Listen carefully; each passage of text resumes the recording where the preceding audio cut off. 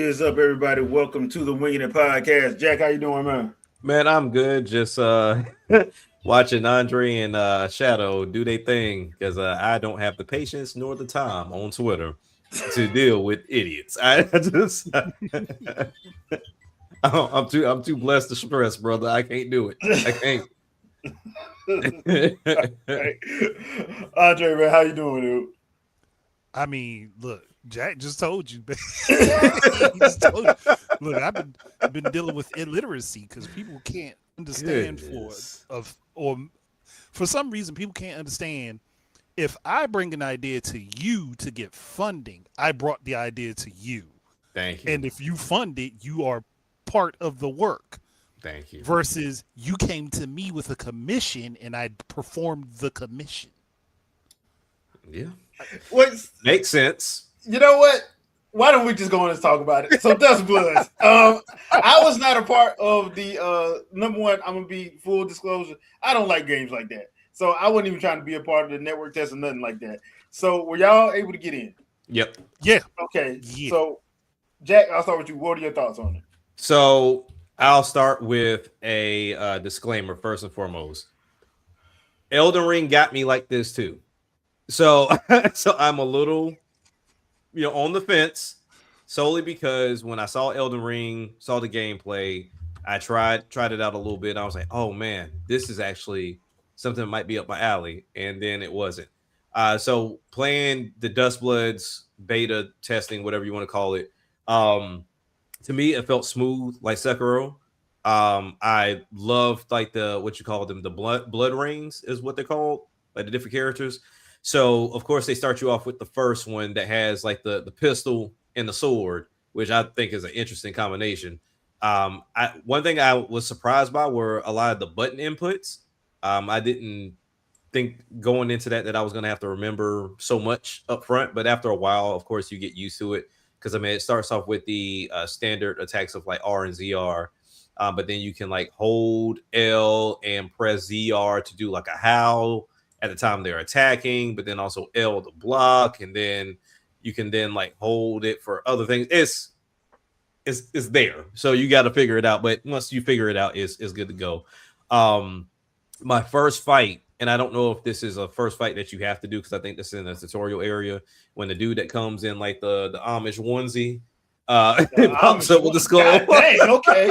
and then in the full onesie get up. Oh, the guy from the trailer. Yeah, with the helmet. Okay.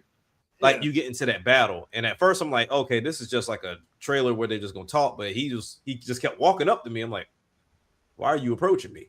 And then that's when you start understanding, like, okay, your X button is like that special move that you have. So mine was like to throw blood, and you can like charge it up to make it even more. But the movement just felt smooth, even with him trying to like run me down, doing like the high jump, and then doing like 3 more jumps, and then like going down at him, and it was just, I don't know, the combat felt amazing.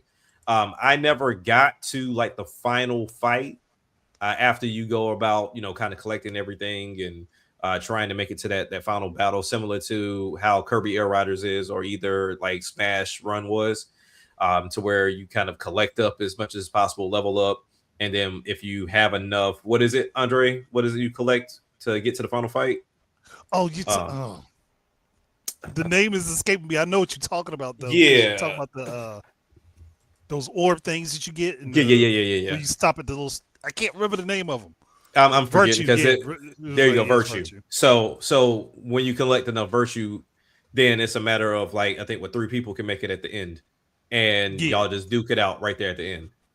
So I never 2 lives. Like I never made it to the end. I watched other people play at the end, but to me, as the game is set up, what I think I like about it is not Elden Ring, and what I mean by that is I'm not just going into this open area fighting these obnoxious hard bosses all day every day just to reset and be pissed off and have to come back and collect my souls, and it's never like that much. You can find different ways to get virtue.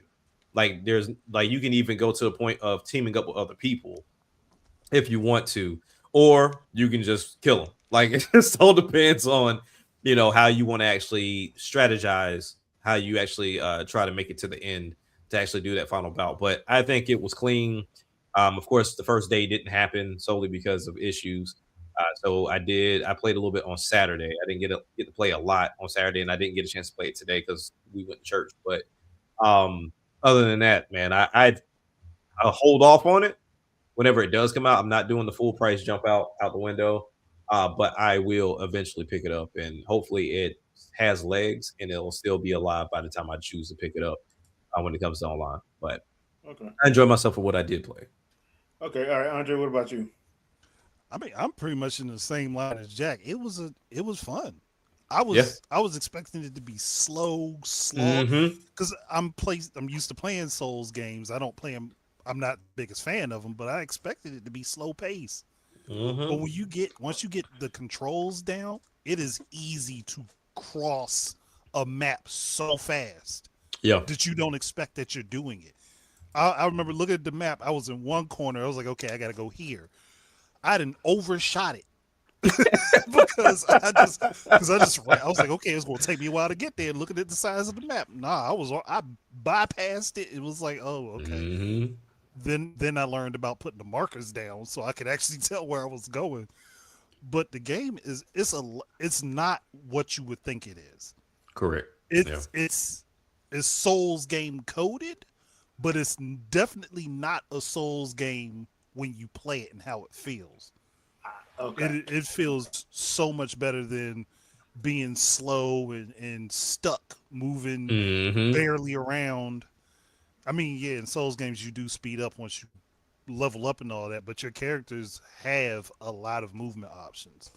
So I enjoyed it, and I did get to the final fight once, and it was me and two other dudes, and we was duking it out. But I was playing the long game, staying back, let them do most of the Yep. fighting.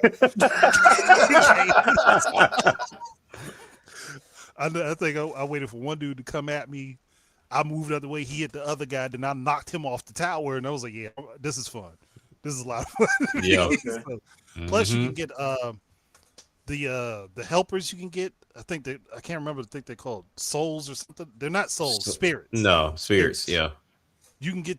You basically roll in with backup. And I had this big, thick tank-looking character, so I was Yeah. like, "I'm rush out over everybody." With you, crush so many things. Like and the boss fights. Besides the playing against people, the boss fights are actually fun Yeah. because you have movement options. You're not stuck to one spot or waiting to counter. I mean, you could do that, Mm-hmm. but you can also move out the way and fighting another person was it blood or draw was it sword something blood. I can't remember what they call them. It's like swarm blood, I think, or blood swarm, something like that. I think Blood Swarm, something like that. Yeah, Yeah. blood swarm, I think is what it is. But dude, it's fun. It is so much fun when you get to fight other people. It is so much fun. Yeah. That now you won't get your behind whipped a few times, but it's fun. There's no two ways about it. I know I died a lot, but as much as I died, I killed people, so I had an enjoyable time. Yeah. All right, that's good. That's good then, because like I said, I didn't get a chance to play that. So what I played this weekend was I tried out the Dust Fade demo. Yeah, I see. That Okay. was actually pretty. That was You pretty like good. that? Okay. Yeah, I liked it. I'll probably pick it up sometime later. I just got too much stuff coming out, I feel you. and I'm not gonna put myself because I know I'm not gonna play it. So I'm just gonna wait. And I played the Trails in the Sky second chapter. I did do a live stream of that yesterday, so you can check it out. That first hour is Lord. That first hour, they Final Fantasy me with that first hour. I'm like, Yes, they did. God damn! I'm like, y'all still talking, Brother, that's why I was like, when it was like, oh, do you want to recap a chapter, the first chapter? No. Like, no, I Like, already beat it. I beat it. I know what happened. That's my whole thing about this demo. I love the fact that developers want to put out demos, but I need you to understand the purpose of the demo. The demo Yeah. is for me to play the game, get See a if I like feel, it. Yeah. and see if I like it and go about my business. If I'm spending majority of my time in dialogue in a demo, what are we doing? Unless that is transferring over, and they didn't say if it was transferring or not. I'm hoping it is. No. But unless it's transferring over, then I don't need to do that. They throw me in the dungeon. Yeah. I think what what some developers are missing is the art of placing someone Like it ain't gotta be at the beginning of the game. You could throw them somewhere into the middle of the game. And That's what I just give prefer. them a certain level. Give a basic breakdown, and say have at it for like an hour, maybe two. And if they played the demo and they completed the demo, then give them a bonus for starting or getting the game and There then you playing go. new. Yeah. Yeah. Because the best way I can explain it, let's say, for example, we had a demo of Xenoblade Chronicles X. Throw me in a demo with a scale. So that way I know what I'm getting myself into when I eventually get there. Like, because I don't need a demo that's 3 hours. I get the scale and it's like, thank you for playing. No, you're not. Turn it back on. Like, we're not playing this Yeah. game. Like, Yeah, but yeah, basically, that yeah. because I No, was skipping the entire time with dialogue. I was like, okay, I get it. I get it. I get it. I'm just trying to feel the game out. But yeah, I don't know, man. No, the one on the Switch currently is if you pre-ordered. They have an open one coming up Which one was that? for Call of Duty, the beta. Oh yeah, Yeah. yeah, yeah. They got one that's coming Yeah, up. that was Yeah, for pre-orders. That was for Yeah, every yeah. platform across pre-orders. But I've Yeah. seen people talk about how good it was and ran at Yeah. 60 FPS.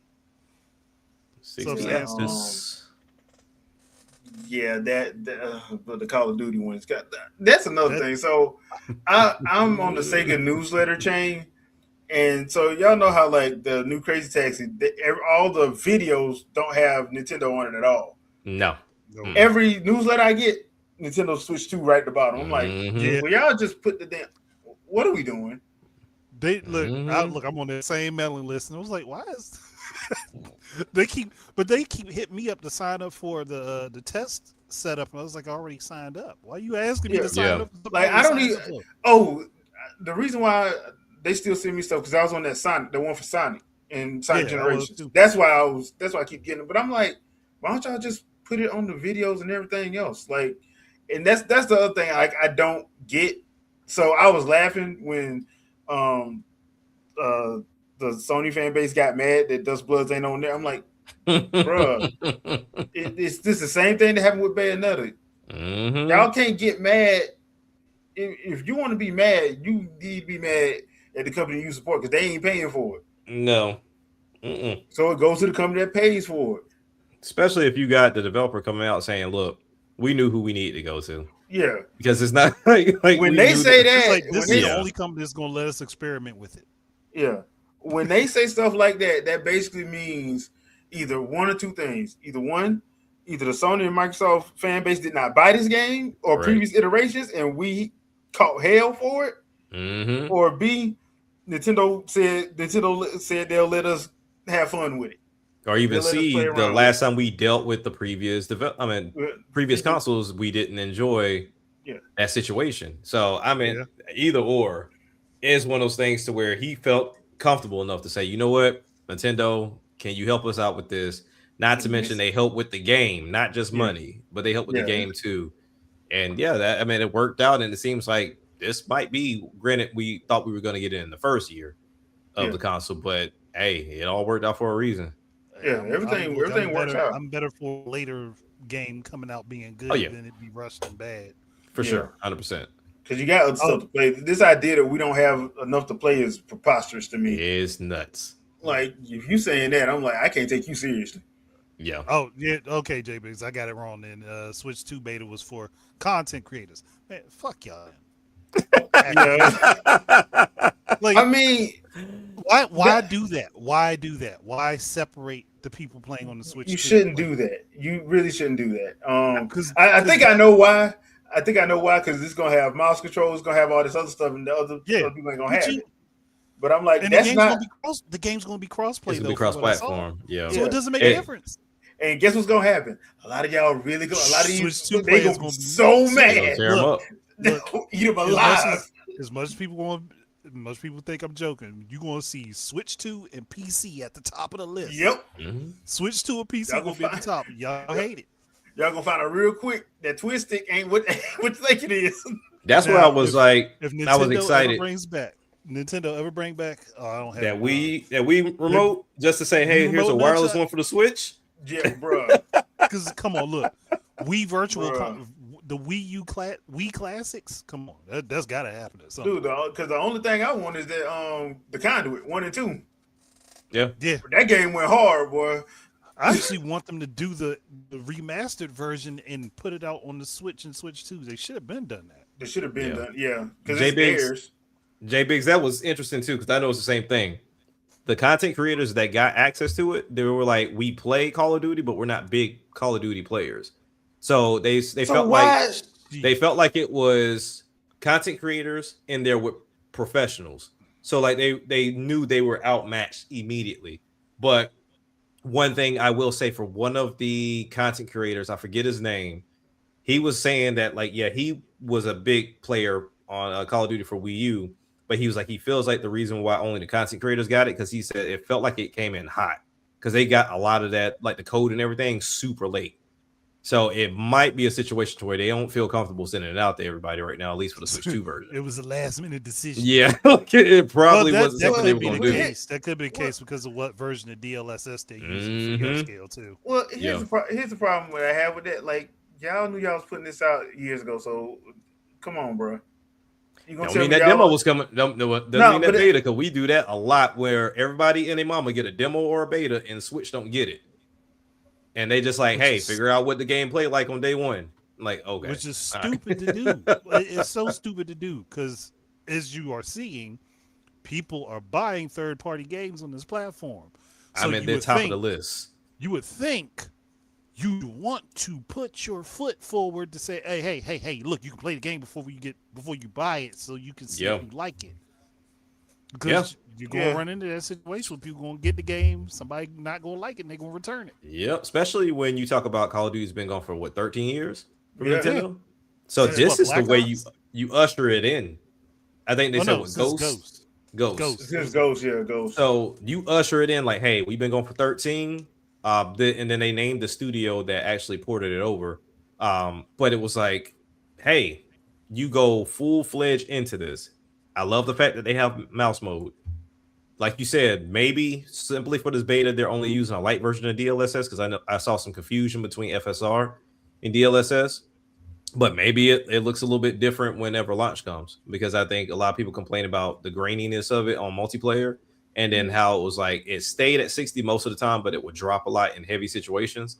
So that's that's where to they were be like, hey, if expected it's though. competitive, then you're talking about console is 120, and then well, the other consoles and PC are 120, and the Switch will be like 60, like right at 60, or if not dropping there and here and there. So Yeah. hopefully DLSS will fix that and help that out. Well, it depends. I think what the Switch is capable of what the DLSS 3, I think. I think so. 3.5.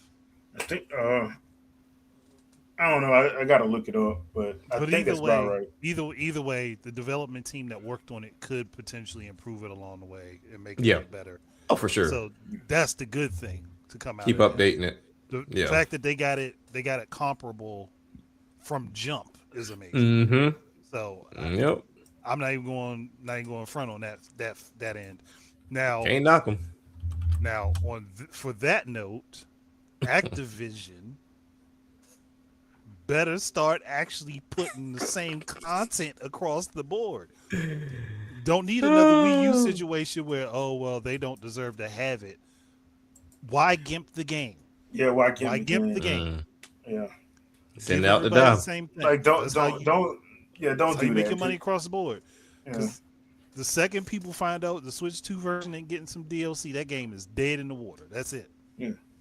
And I don't think that's going to happen simply because like it's with Microsoft. As much as people want to hate that situation, it's with Microsoft, and it's to Microsoft's benefit that everybody is parity across all platforms. It's to their Yeah. Yes, benefit it is. because like the other thing is like that was Bobby Kotick in the previous regime. They was doing that. I'm not gonna say it. Which They were was doing again that. stupid. Yeah, That they lost money on that, which was yeah, the they dumb did. part. And the funny thing about it, when all that stuff was going on, and he was trying to, and Bobby was trying to save his job, he was sitting there like, "Yeah, we should have put on. Yeah, you should have, dumbass." I'm still amazed by the fact that they went through the trouble to put Call of Duty on the Wii and the DS, but Yeah. then you gimp the two Wii U ports of Call of Duty and don't put one on 3DS. Yeah, which made no sense because Black Ops 2 on the Wii U was, boy, that game was off the chain. But once again, you found out real quick who knew how to play with the Wii remote Chuck and who didn't. That's Not what real I look. quick. If Nintendo puts out Nintendo Wii Classics, and they Ooh. bring out the Wii remote and nunchuck. Oh, it's on the popping, Oh bro. boy, I Because I know I'm gonna have me one. I might Oh actually yeah. get Call of Duty at that point. Yeah, I'm gonna have me might one. actually get it. Do I? Yeah, Yeah. I still play my. I still play Red Steel 2 and Conduit 2 on my Wii U. Because truth be told, minus the lack of buttons, the Wii Mote could contend with the Joy Cons. Yeah, It really could in the sense of gyro, yeah. but like that if they I would say decide the to Wii remote's say better for aim though. correct, It yeah, way yeah, better for aim. way Way better. better. Now my thing is, what do they do sensor wise? Like, do they release a wireless sensor along with the controller, or They could. like, It's yeah? not Because like it's basically all they need is like a little bar that just has two lights, two infrared oh lights. Basically, I That's got it. mine like attached to the bottom of my TV for my Wii U, so I'm like, please let me use that one. But, yeah. but Yeah, 'cause Yeah, I as ultimately, long still as got mine. I So still I got still mine got for mine, sure. But and yeah, I I got a mean, honestly, wireless one, so I'm good. I got a wireless one too. I got I got the Dolphin May one for the May Flash one for my PC and the Android devices. I got the Wii one that came with the Wii U, and then I got a wireless one that does like the different ranges. But yeah, that would be awesome. And then I think with Power A, they added buttons to the GameCube controller. So if Yeah. Nintendo says, "Look, this is a Bluetooth controller. We're selling the sensor to make it more accurate, and on top of that, we're going to add some extra buttons to it as well." Hey, yeah, you got a winner right there. yeah, basically, yeah. Like that's why I will always laugh when I hear people like complain about that. That's why I laughed at the whole Activision thing. That whole lawsuit thing was funny to me because I'm Mm-hmm. like, the only reason why you telling all this stuff, Bobby, is because you want to keep your job and you know you're gonna lose it as soon as this sale go through. You're out the door, Hmm. and all you had to do was just like bow out gracefully, take your golden parachute, and leave when all that controversy happened because y'all was acting the fool. It ain't Yep. even allegedly. That was acting the fool. Y'all got Yeah, caught. that was acting fool for sure. So I'm like, you should have just bowed out gracefully then. But that joke was funny because you're like, hold on. So you mean to tell me y'all could have? I thought y'all said y'all couldn't do it because it was just so behind the times and all that. Because them Which didn't EA, make any sense when they were yeah, putting them on 360 and PS3 at the same time. So at it's the like same time because they were that don't trying to make no recoup sense. costs. They were trying. That's how you know a lot of these places are lying when they say they couldn't do stuff. Because I'm like, if you saying this game can't run, quote unquote, then why are you putting it on the PS4? Yeah, that's true. I That's rest my true. case. I rest my case. I'm like, no, y'all putting it on the PS4 because they got 140 something million people, 130 something million people on it, the Hmm. user base, and you think if you just get 5% of them, that's making money. Mm-hmm. Yeah, That's why you do it. So like, you just ignore a whole section for what? because What are they y'all was allergic to paid money? for it. Are y'all allergic to money or something? What? Allergic to work. Well, they Yeah, thought the money that they was getting paid up front to do that was going to help them, and it didn't. and it Yep. didn't. It didn't. That's why I'm like, I feel bad for some of these companies got closed, but I'm like, y'all kind of did that to yourself. Mm-hmm. Yeah, anything after seventh generation, yeah, the majority of them did that to themselves. They did. I'm Not like, everybody, but the not majority. everybody, but there's a lot of them. I have my grand vision. I'm like, All Stop yeah, right. having don't grand know. visions. Well, your grand vision Nobody, includes unemployment. Your basic vision nobody done first. knows. Nobody knows your company or your team name. Get a few Ooh. basic. Get to look. Don't go Get for your the high name out end there. glasses with the brilliant looking frames. Go get some basic stuff first. Get the Yeah, basics first. Make sure your lenses actually work before you try to sit there and paint a Mona Lisa and it come out looking like freaking Slimer from Ghostbusters. yeah. Like, there's no excuse why your first game costs $185 million. I'm sorry, that your first game should never cost that much. Nah. Yeah. Sorry, it just shouldn't. Hey. It just shouldn't. And Angry Vigilante, I'm probably not specifically getting it just because I'm not in the rush to buy peripherals. True. I am.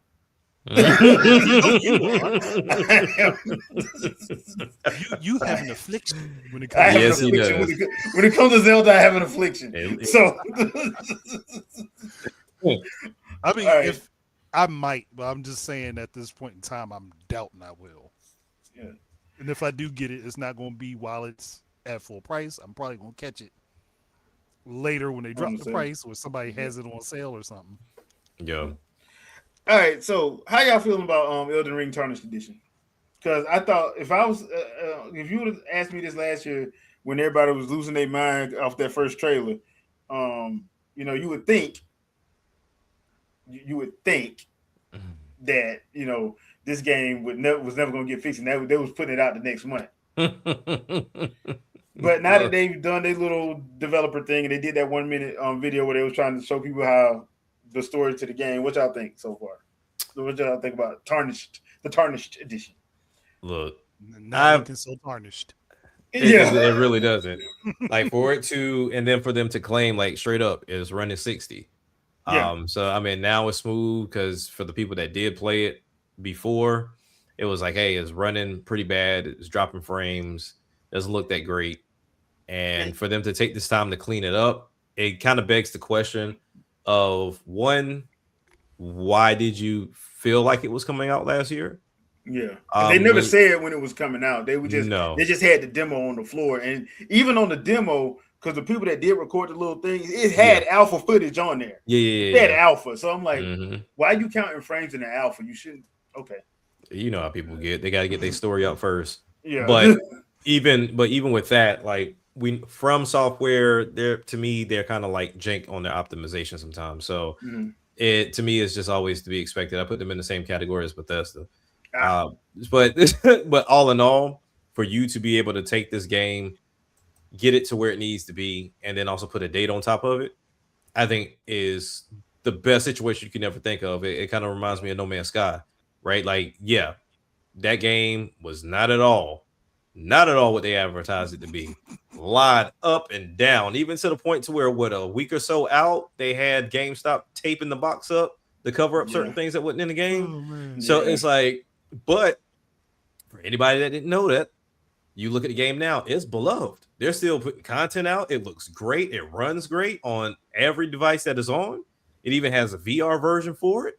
Like, you would think, man, why is no one on this game as much as it should? Because this is a great game because of how it started out. Yeah, Like, it started out. That game started out worse than Cyberpunk 2077. yes. Yeah. yeah, So when I look at this, when I look at Tarnish Edition, one thing people have to do, get off social media when you looking into gaming sometimes, because they'll have you think, oh, well, this is a switch to increase price. No, it's going to be $80 everywhere. Now, the only way you get out of that $80 is if you buy the original game for a cheaper price and then you go and buy the DLC. That's about the only way you're getting it cheaper. You But can't all in do for all, Switch 2. no, you can't. So you're stuck at the 80, or you just wait for a sale that will probably pop up in a month or two. It'll bring it down to roughly about 60 to $50, and then you get yeah. it then. I I mean, would they definitely always wait. have them for holidays. They always have Always, holiday sales. always So, having for the holidays. I, So I kind I of would wonder take that. that. I What's that? kind of wonder. Did potentially, since they knew they were working on Dusk Bloods with them, it could have Mhm. been that Nintendo helped them optimize That's the thing too. Elden Ring for the Switch 2. Yeah, probably. that would make sense. That would make sense because we've seen that with a handful of games at this point, to where we saw it originally, and then at some point, some will tell you they work with Nintendo, some say they wouldn't tell you at all, or even they've gone to third-party developers or porting developers that are well known with the Switch or Nintendo, and they do amazing. At first game I think about is WWE 2K, like 2K27 for NBA says it's going to be 60 this year. WWE 2K, since it's been on the Switch 2, has been 60 every year, running flawlessly. But then again, they poured it out to another company, and that company does wonders. So maybe it's just, getting with the right teams that are familiar if they got time to partner with you. Or, like you said, From Software having that in because of Dust Bloods, Yep. you sit right there with them. Hey, what are we doing wrong? And it can just be something as simple as a couple of code switches here and there and take some things out and fix this. And there you go. Now you got a 60 Bro, frames Elden Ring handheld, and I don't even think you really get that on Steam Deck or ROG Ally. To be honest with you, Well, so now this is like the prime area for handheld. yeah. Yeah. The biggest problem with when it comes down to this, because all of the PC handhelds are all x86. Yep. The Switch 2 is ARM. It is a completely different instruction set. So that's the main reason. So more likely, it would need somebody to help them translate the code from complex down to reduced. That's the big difference. People, and it's hard to tell people that because people think that, oh well, if the code works here, it's going to work there. No, that's Yeah. not how No, it works. If you have a no. different architecture and they have different planning for them, you have to work within what's planned. Right. Reduced instruction set computations are a lot smaller, so they don't need as much stuff. So when people don't get, and this is the same problem that was prevalent with the Switch. If you don't know how to translate that code down from complex to reduce, your game is going to run like crap. It doesn't matter what you do, especially if you don't optimize by removing things that aren't necessary to the game anyway. Right. Because all of that's going to load into memory. And if all that loads into memory, it all has to be processed. That's why everything moves so slow. But when you try to explain it to people, it's like, oh, well, no, you're just making excuses. No, I'm telling you how it works. Yeah. I've done the research. I'm telling you how it works. People don't Because like the answer, man. They because don't your like brain the is so answer. small, your brain is so small and smooth like a peanut that you just can't comprehend it. And blame your teachers and your parents for that, not me. Right. But no, man, it's cool, and it just adds more to the third party of Nintendo, right? Like this is Yeah. things we didn't have for the Switch. Mhm. So now you're looking at being comparable in the sense of you have the Elden Rings or the Soul-like games, you have all the sports at this point. We're just waiting for soccer and baseball to catch up. For whatever Yeah. reason, they're still lagging behind. But you got the RPGs like you've always had. You got the first party support. Like we got what Golden Eye and Batman supposedly popping up next month. Supposedly, yeah. So now, granted, we've seen absolutely no footage, but Yeah. it's still one of those things to where it's supposed to be here. But Yeah. all in all, It's this is how you coming, do but it you don't know what it looked like. at all. That was the thing that I didn't understand about the whole bond situation. I'm like, y'all go from day and date to, but Look, yeah, if they Once messed again, up it's somewhere, I'm happy that they delayed it. they fixing it. yeah, Yeah, yeah. You shot your load early, and it yeah, is what it is. But you're cleaning up, you're fixing it. Same thing with Batman. They showed us ahead of time, like, oh, Switch yeah. 2. I'm like, okay, well, when is it coming? We'll let you know. Like, Yeah. Like, yeah, We all right. thought we'd have it out by next month, yeah, but it looks like it's gonna be yeah. about 8 months out. Like, yeah, Basically, Mhm. yeah. So it is what it is. All right, so I saw this one online and I thought it was hilarious because I don't think people understand um, about protecting your IPs. So they do there not. are people now complaining again that Nintendo should let their characters in Fortnite. For Now, what? my thing is, I'm like, do y'all not understand that there's a reason why they're not letting them in? Number one, do y'all not remember the whole Bowsette situation? Mm.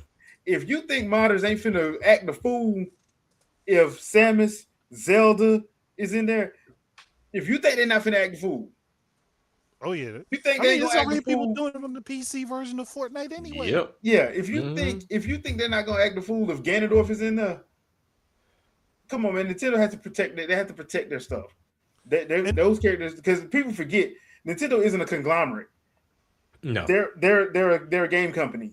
They don't have other divisions like Microsoft does and Sony. Well, Sony still kind of does, but they don't have that. That's their bread and butter is games. Mhm. So yeah. their most valuable asset are their IPs. That's why when all these fans make their own game using their characters, they get took down and people be getting mad. But I'm like, no, that's theirs.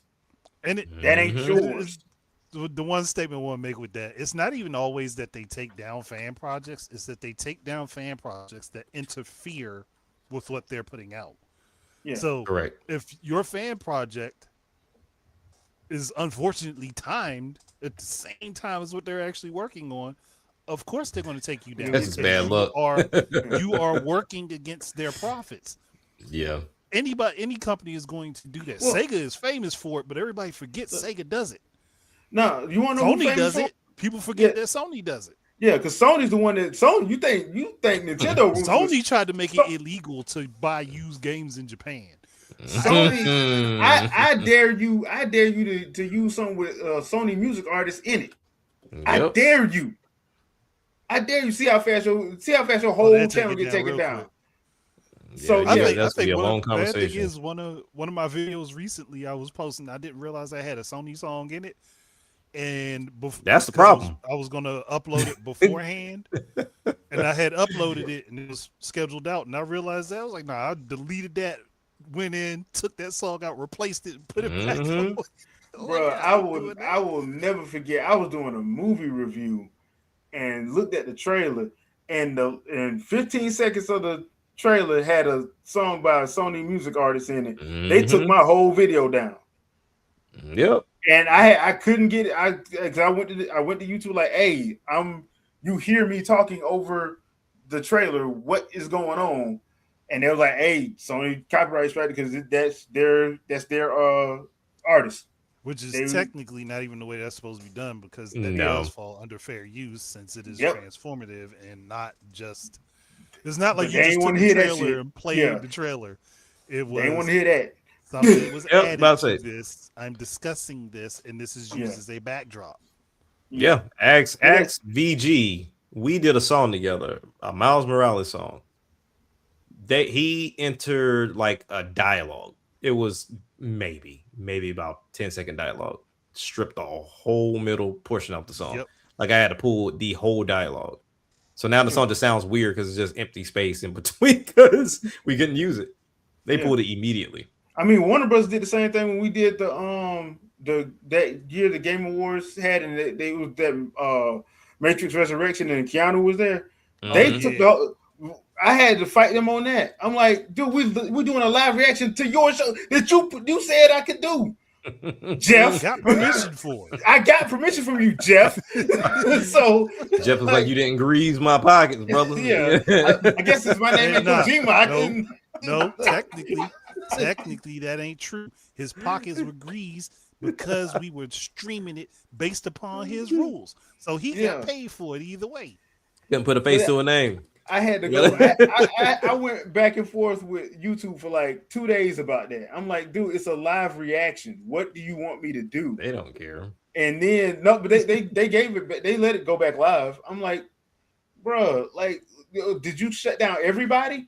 And apparently they shut down a lot of people. It wasn't just us. But I was just like, because of a Warner Brothers trailer, Right.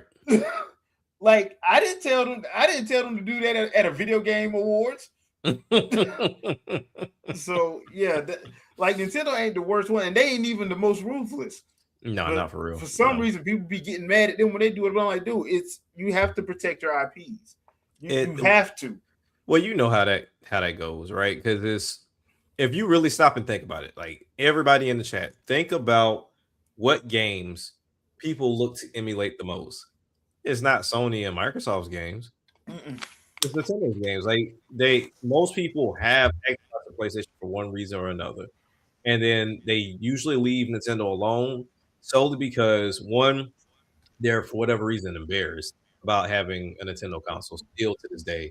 Which But I then don't understand that. it for I would say a better part of the last three generations, Nintendo's been easy to crack. So it's like, all right, well, I don't necessarily have to buy anything because if they're cracking the console within the first couple of months, I'm just gonna pirate. And that's usually how it's been going. So now with the Switch 2, you ain't got no choice. Like you gotta get the console now. So it is what it is. People especially hating that they didn't do Ampere or Ada Lovelace. They did a combination. Yeah. Which is what's making it hard for them to do the pirating in the first place, because the architecture is different from everything else. And you don't know what specifically between the two you have to mess with to change it. So it makes it so difficult for them. Yeah. So I don't know, Fun man. times, fun time. I just thought it was funny. Um, I don't see a world in which they do that. They allow that to happen just because we know how people are. Yeah. I mean, they We were know how going to let people them are. do it, and they were going to let them do it as long as it was exclusive to Switch. And Epic didn't want to Yeah, do that, so yeah, Yeah. I mean, because you think what Rocket League, they let them do the cars yeah. and it was exclusive To to the switch. Yeah, Switch. But yeah, even then, like to me, even though Nintendo said they would have done it if it was exclusive to the Switch, looking at it, because my kids, they play Fortnite and looking at the Sonic characters, they look weird because weird. everybody yeah, has to be the same height. yeah. And they So have it's to like be like the Stretch yeah, that model. just long stretch marks. I thought you would have been better just throwing them in robots like the other characters they did. I was like, because now they just look awkward. And then Crash is coming Or behind them. instead of elongating their models, Yeah, just put them in some sort of armor that would make yeah, up the there you difference. go. Yeah, yeah, I mean, they could have done a lot of things, and then honestly, too, I don't think Nintendo would be too happy with Mario and Luigi having guns. yeah. I really don't foresee them being happy with that. So I Not mean, as much realistic as ones, anyway. Yeah, no, and which I don't understand why people crave for it anyway. Is not like it gives you an advantage in any way. It's just cosmetic. yeah. So is like I genuinely don't Like, understand and or get it. I But understand John Wick. I understand that. John Wick makes sense. He Yeah, has John Wick guns. makes sense. Yeah, I understand Rambo. I understand. I understand the Terminator. I do not understand Goku and Vegeta because they don't need guns. Bugs I Bunny. Or I don't don't Chun understand. Li. like Bugs Bunny. But I Chun can Li, I can actually understand understand if, because she was But it don't close. look right. If but it you don't see look. it, it I don't would have. look right. I would have put Yosemite Sam, but that's just Yeah, me. Yeah, but he Like, would have to be but then tall though. oh yeah, he'd be slender. He'd be Slender Sam. yeah, he'd be Slender Slender Sam. Sam. Yeah. Yeah. So it's just one of those things. Like, yes, some characters I understand, but others just don't fit. Are you just putting them in there just for Just one to or do two it. people? Because like that don't make sense. Like the Simpsons, I can understand that. I mean, it's a stretch, but They I can have. understand it. It still works because they've used guns. They Yeah, all and on used top of guns at that, one point. and on top of that, it's like what 40 years of The Simpsons or whatever. So Yeah, yeah, yeah. I can understand that. But like Fortnite is one of those things where I think like as much as it like kind of sort of helped like gaming a little. I ain't gonna say a lot, a little bit because it's done more damage in my opinion Yeah, than good. yeah, Because it did put like it put the streamers and the oh content yeah, creators content on the map. on the map for sure. Yeah, Yeah, but it's to me it's done more harm than good because you got like Halo and other FPS is trying to put battle royale stuff, and they're like, why are y'all doing this? yeah, Like that, you The don't need to problem do is that. even if they're trying to do it, they're trying to copy Yeah, Fortnite, which is yeah, the and I'm problem. like, that's yeah. not what you should Do be your doing. But own version if you're going to do it. yeah, Hell, so I'm surprised. Has Fortnite done GI Joe? No, not that I'm aware of. No, mm, Like that would be the easiest one to do. that's the one they should GI have been. Joe. Yeah, like stop worrying about like Hell, they what baseline Nintendo's doing. character look like he Duke's son. Basically, yeah. If we're being you can actually honest, spin that. You can spin that story. you can. They, that why are you? Y'all just not thinking. I mean, and for anybody that think like Jay said, is it only helped content creation. Like it helped Yeah, content creators get money for sure. Like Ninja yeah, kicked that off. yeah, But when you think about the game in itself, because we were actually watching a history of Fortnite video the other day with with the kids, and I didn't realize it started off as an idea of kind of being like not a zombie, but kind of like an apocalyptic shooter situation. And then Yeah, Epic just evolved it. Well, they changed it at like a year or two later to be similar to what it is now, and then it's kind of just evolved over time. But when you look at the game and even hearing the news, they're not making what you think they make because they spend too much money on licensing, it seems. So like when you're talking about doing these concerts, when you're talking about, oh, okay, well, we got Chun-Li and Ryu in here, and then we got the WWE wrestlers in here, and Dragon Ball is like, how long do those licenses hold up? Because I know you can't just get them forever. It's like nope. a certain window when you can claim them, and then you have them when you have them. But if you miss that Then they window, you miss lost that the window. store after a while. Yeah. yeah. So I'm curious, even with them still being in the game, as the owner of those skins, I'm pretty sure you still have to pay some form of a fee. as epic, and which speaks to a lot of their losses that they took and how they had to let a lot of people go. So I wouldn't imagine this turning as much of a profit as most people think it does, because it stays around for a while because it's a free to play and a lot of money comes by battle pass and skins. But I don't know, like that game and Mario or Nintendo in general, there's not a single character I can think of, even Samus, that I would care to see in Fortnite, because there's no rhyme or reason behind it. They're just there as skins. They're not even a personality per se. They're just there doing the floss like everybody else. That's it. That's it. But that's like having Smash with everybody with the same moveset. It makes no sense. The bad thing with Fortnite, though, if they wouldn't have gone after all those high cost licenses, they could have used it to promote indie games. Yeah, they could have. There's so many different indie game characters that would fit well into Fortnite, but they're not going to because everybody's trying to get the highest license stuff. But Fortnite took off before the skins started happening. Sure did. So my thought would have been, okay, let's work out some deals with some of these indie teams and basically promote their game through us. They could have been the Smash for indies. Yeah. But they chose not to be. Yeah. And it cost them money. Oh, yeah. And then, now they're on this train. They can't get off.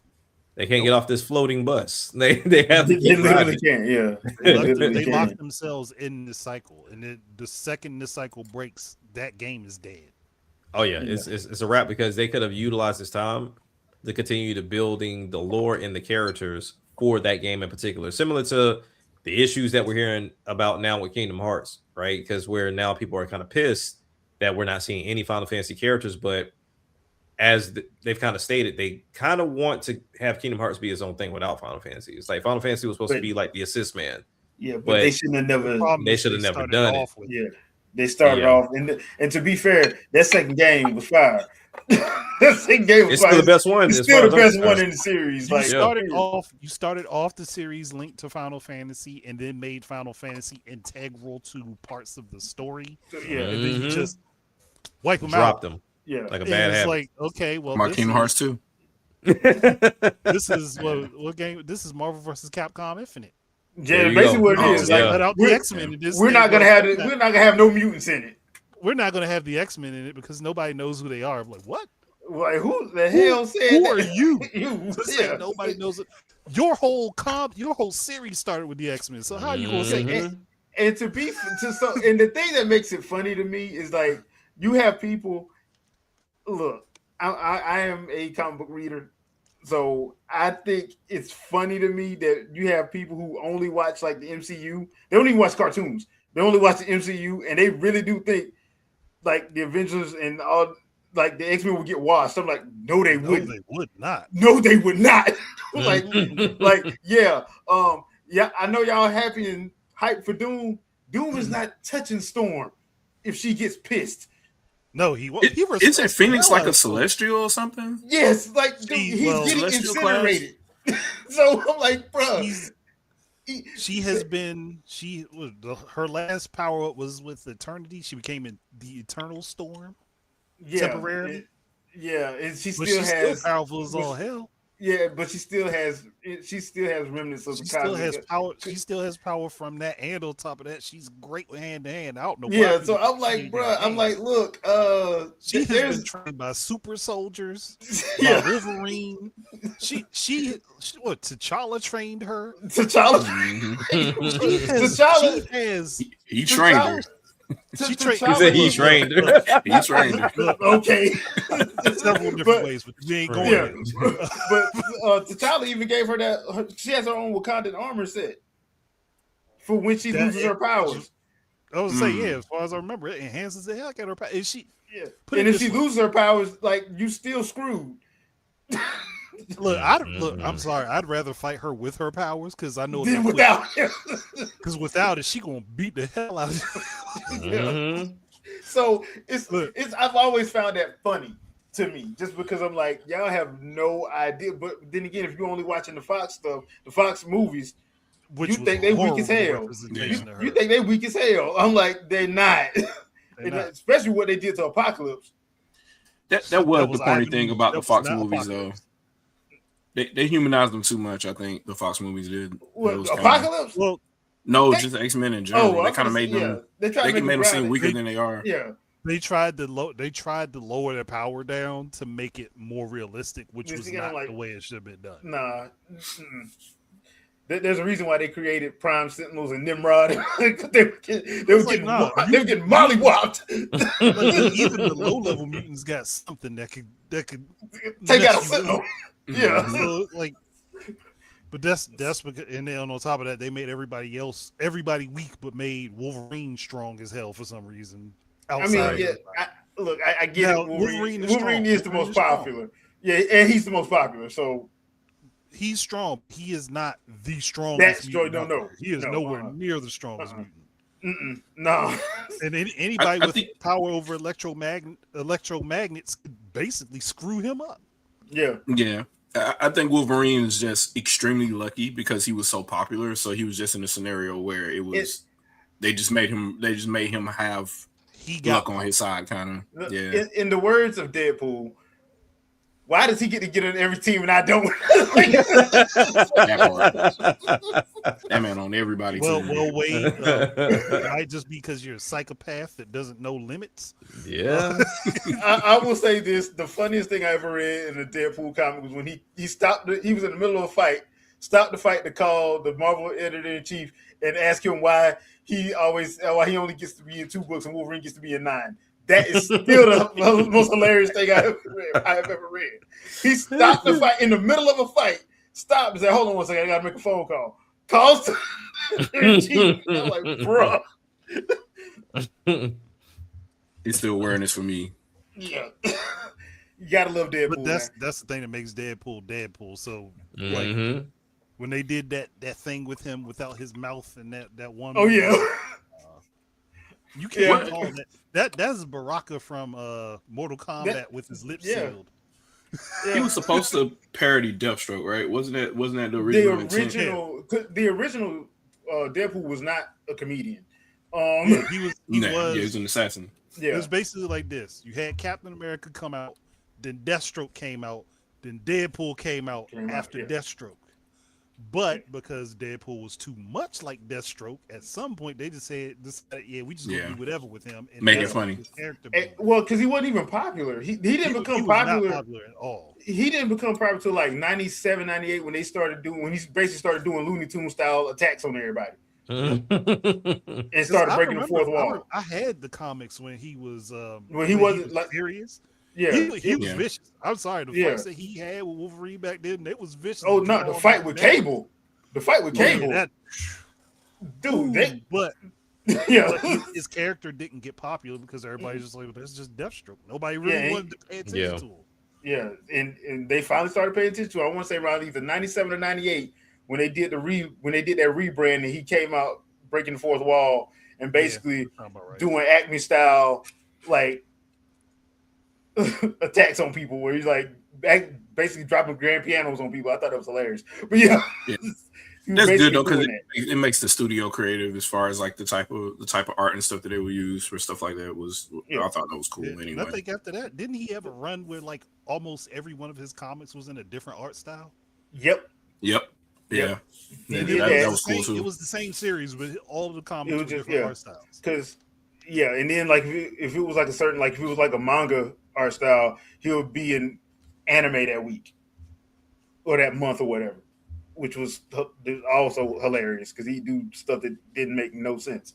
But I mean that's why when I hear people complaining about the Deadpool movies, I'm like, y'all do know Ryan Reynolds actually reads the comics. He actually knows what he's doing, and like that is actually lore accurate, right? Y'all do know that, right? Y'all do know like, oh man, I hate this. He talks too much. That was the point.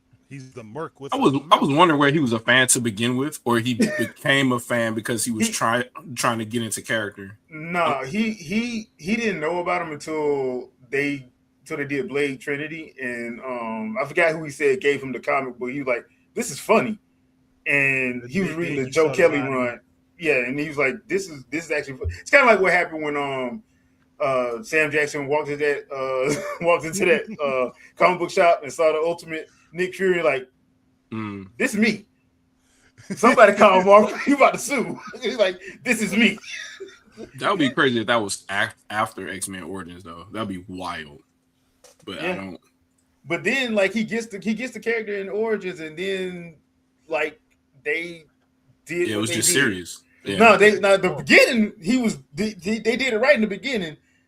Then they did what they did, and I'm like, the Wolverine movies I don't understand because they like the first two Origins and Ronin was doing good until they got to the end and made Silver Samurai Mobile Suit Gundam Silver Samurai. I didn't understand that.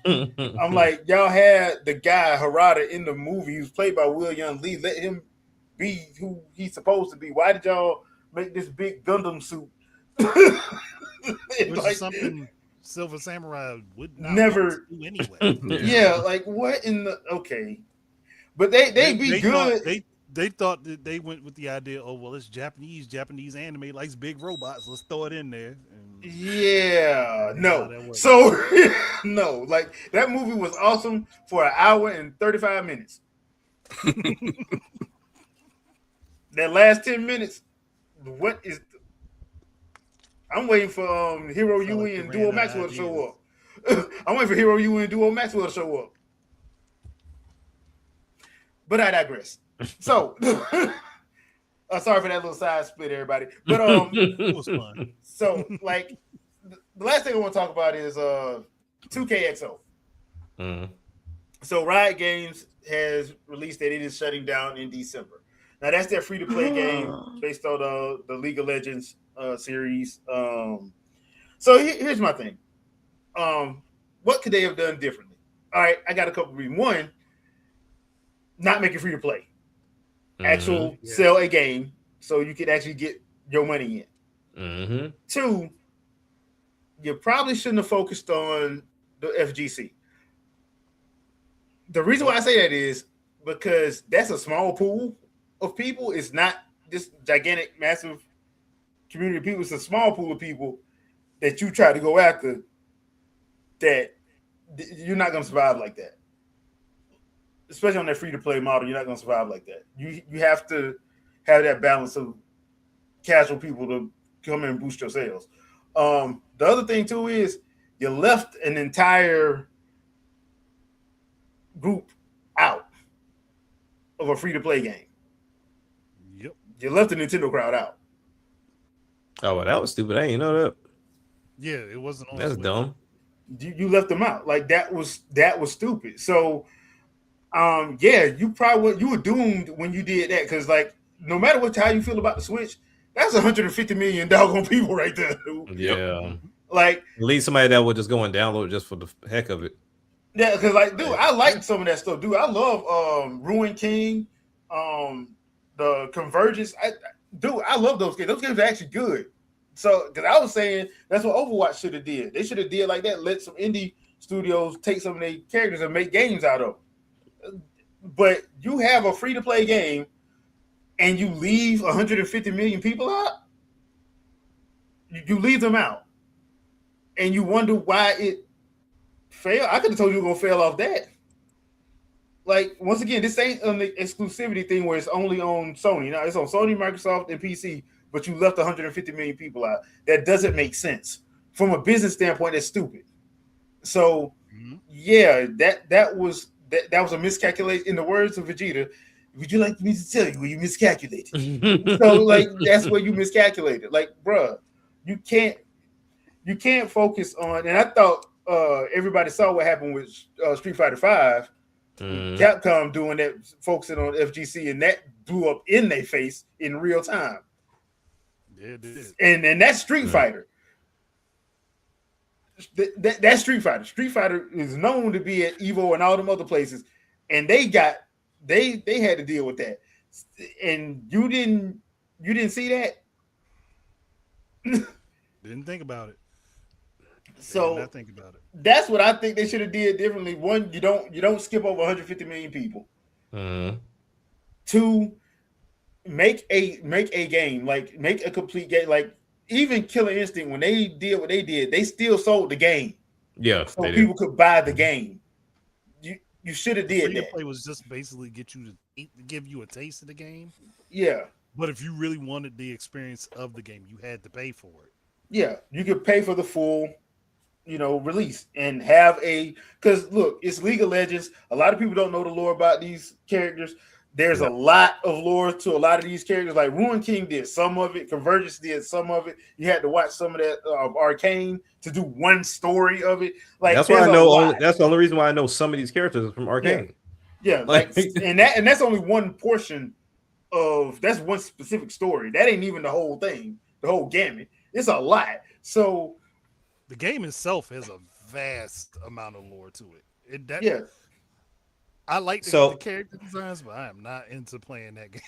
Yeah. Okay, so now as a person that has been trying to get into fighting games for a hot minute, I'm taking a look at this game right now and loving the art design. Mm-hmm. See that as a fighter, because when you mentioned it, I'm like, I've heard this game before. I just get. You heard it before. I'm looking at it now. We talked about it before.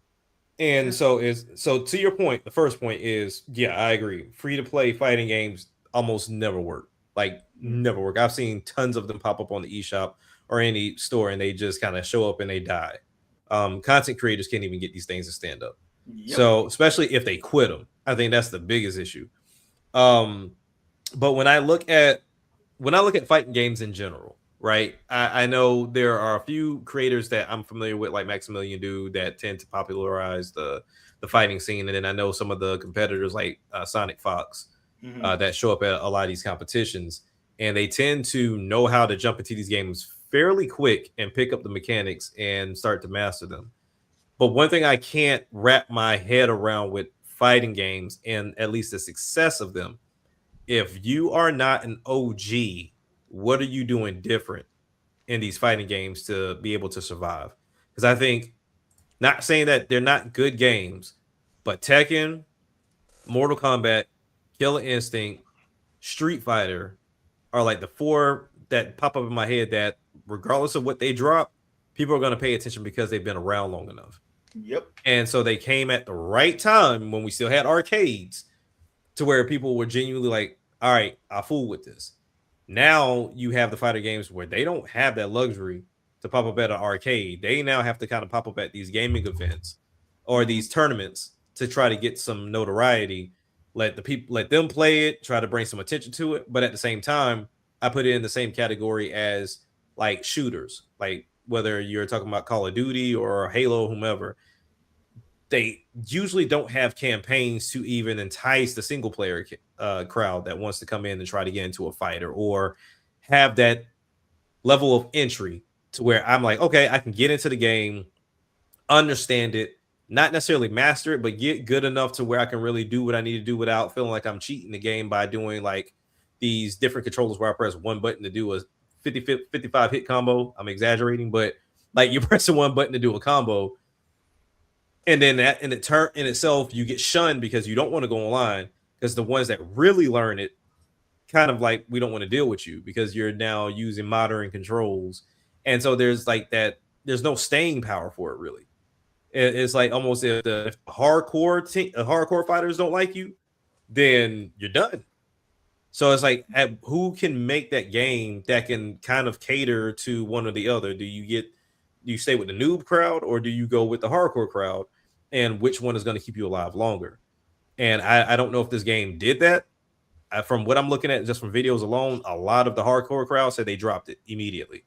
Yeah, so they did. I don't know. I think that's why, and a lot of people are saying, "Well, Smash did it." I'm like, you got to understand, Smash wasn't trying to do that. Yeah, people tried to do because people weren't good at Tekken, they weren't good at Dead or Alive, they weren't good at Street Fighter, they were getting waxed when they went to these tournaments, so they made their own because they were good at Smash. Yeah. That's what happened. So that's kind of what I wanted to get to, right? So the Smash situation happened. It was a happy accident, but it was a happy accident because it was fun even to lose in that game. There you go. Okay. So I think what has to happen is just like any addictive shooter, like you have to have fun even if you're not winning, right? Yeah. I don't know how to explain it, but that's just like that's kind of like the notoriety. That's why Mortal Kombat was successful and stuff like that. Like even if you get your butt whooped, because Mortal Kombat is cheap, right? Mm-hmm. But even if you get your butt whooped, you have something to look at and it's entertaining, and you're like, wow, I didn't, whatever, or you'll see something that you haven't seen before, or somebody doing something outrageous or whatever, and it entertains everybody watching. Correct. Versus you getting roasted over and over again, in this game that the characters don't look appealing, what you see isn't appealing, and it's extremely technical, and literally the person that's in front of you, you would never beat them. You would never beat them. You'll never be better than them, because there are things that they know about frames more than you, and there's never a situation where they're not going to know what's going on before or after you. So that's kind of my scenario when it comes to that. And the game that I could think that's like kind of got around that, and it isn't a big franchise or anything like that, is probably Skullgirls. I've seen some people say negative things about it, but I have not in my time, and I just labbed with this game. I didn't play competitively with anybody. It's just CPU and me going in and just doing stuff. And me going in and just doing stuff and getting roasted by the computer, that once I turned the difficulty up and stuff like that, it still felt fun to go back in and figure out why I lost. So you have to, you gotta get that feeling somehow. Like, I feel like the impact of hits needs to be felt some type of way. I don't know what that is, like, because it doesn't matter whether you have vibration or not, anything like that. It's the flow of the game somehow, where you can kind of feel like how you're playing, whether or not there's any type of like force feedback or anything like that. Just somehow you're able to tell. I don't know what it is about that, but Mortal Kombat is really good at that. Killer Instinct is really good at that. Street Fighter is now. At first, they were not. Like you kind of like, you were so into it, you kind of felt it because of what you see on the screen. But now it is, because they, they're dealing with everything, all the competition. So I feel it's got to be that. If you're gonna do a game like that, I heard somebody say that the fighting game community kind of threw away ARMS. Like I feel like you have to do something like that, where no matter whether you're playing in a tournament or you're just throwing a few back and playing at home, it's a good time. Like you enjoy, you're really addicted to playing the game because it's that fun. I think that has to happen, and I'm not seeing that with a lot of these other games. They're just like, hey, let's go add Marvel characters, or let's do, and they don't even focus on the core aspects of the game, or they're doing things for things' sake. Like, let's add all these levels of things on top of the game, all these complexities, and they didn't think whether is this fun or not first. So and obviously that's what Nintendo got right with Smash. That was the first thing. Like, we're not even trying to make nothing complex, and somehow you got 50-year-olds with N64 controllers that are beat the hell up playing. You know what I mean? Like, somehow Nintendo did that. They just said, hey, we just want to have fun and have these characters smack each other around. It's a party game. It's not a fighter. It's a party game. I don't understand why people get mad when you say that. Like, no, it is a fighter. I'm like, no, it's not. It's a party game. Mario Kart is not it's not a sim racer. No. Right? And it's crazy that you could learn from that, though, because it's just those beat-to-beat moments of Nintendo trying to make a fun game ended up making, the community ended up making a tournament game out of it because it was so fun. If it wasn't fun, if people didn't enjoy playing with Nintendo characters, it would have never taken off. It would have just been another, whatever. What do you call those games? Another spinoff, basically. Yeah. So quick question, Shadow. So I'm glad you brought up the point about Smash just kind of going with fun first, and also the fact that it's a party game, even though you throw hands in it, is considered a party game at first. We've had knockoffs since then, respectfully, whether you're talking about like Brawlhalla or whatever. Those games have not been so successful. Would we say this is a lightning in a bottle situation, or do you think we're able to get other fun first fighting games without getting so complex when we talk about combos and people worrying about juggling you into the air and figuring out all the little minute things to actually perfect the game and win these matches and rank up online? I think you got to do two things at the same time, and it's going to be impossible, right? Because what you have to do is you also have to respect the customer. You can't attempt to clone Smash and say we do these things better and then expect it to sell because they're just going to be like, I'll just play Smash. Like, why do I want to play this thing that's attempting to be this when I could just play this? Right. Like you've seen other takes at it that were way different that were also fun too. Power Stone is insane. Yeah. So like it's things like that. You got to be just different enough and still have the core fun there to where it could still end up being something worthwhile. And that's tough to do, especially in the 2D fighting game space, because that's so jam packed with competition. Like it's so many. Anytime somebody puts one out, there's another clone coming out right after that. Yeah. And the 3D space, it's really just Virtual Fighter, because Tekken technically is still 2D. It's not. Yeah. Okay. They tried to go semi 3D in the very first game, and after that they just went 2D again. So it's really just Virtual Fighter. Nobody else is really out there. DOA is kind of pseudo like it sometimes, depending on who you playing with and what character it is. But typically it's 2D too. So somebody's got to come out there either with a really good 3D fighter. That, I mean, not like ARMS, because ARMS is obviously doing some gimmicky stuff with range and stuff like that, right? It's got to be like a 3D fighter where like your left arm is your left arm and your right arm is your right arm, and you're in 3D space and you're going at somebody. Like that's got to be a thing. And I haven't seen anybody do it other than Sega. I haven't seen anybody come close. So, but I think that's the next avenue though. We got all this technology. It can happen. Yeah, it doesn't have to be VR and mimic your arms. Somebody needs to come up with a way to do it with buttons, and I think that'll be it. I think that'll be the next one. The bad thing is Tekken's button setup is perfect for it. They just don't use it that way. They don't want to do it because they know like they don't want to alienate the tournament base either. Yeah. So they see what it is.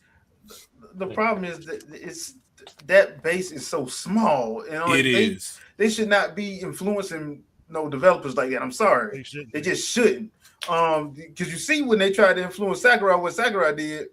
Yeah. Ignored them. I don't care. Straight up ignored them. I don't care. Like, Royal Hustler, to your point, yes, Sony could do that, but the problem with PlayStation All-Stars, and I like PlayStation All-Stars to be fair, the problem was they decided to try to be serious. Yeah, Smash is not serious. No. Smash is not serious. Smash is Looney Tunes meets Nintendo characters. I'm going to throw you off this screen with a Giga fan. Yep. Yeah. I'm going to use this Pokeball. I'm going to hit you with a baseball bat. I'm going to hit you with a super scope. I'm going to hit you with this Megaton hammer. I'm like, yeah. Oh, and now we got assist characters. To the ground and beat with a tennis racket. Yeah. I'm gonna have this giant Metroid fly you around the screen while draining your energy.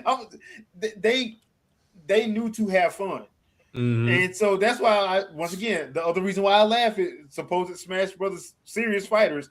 They want to take everything out. You can't. You have to play stop. You can't use on flat stages. You have to be flat stages. I'm like, why? If you so good, if you better than everybody else, beat me. You don't have to make up all these. Beat me within the rules of the game. Of the game. Strip the rules away. Yeah, and the other thing about Smash that I also think is funny when people try to ban characters. I'm like, first of all, Sakurai spent too much time balancing everybody for you to sit up here and try to say, "Oh, this character's banned." No, it ain't. Nah, don't steal back in there. Y'all don't like the matchup. That's all. Yeah, you just don't like the matchup. Like somebody tried to tell Andre when we was talking about another fighter, and was like, "Bro, we know the matchup." I know the matchup. I don't like the matchup. I know how to beat her. That doesn't mean I don't. That doesn't mean that because her moves are cheap that I can't beat her.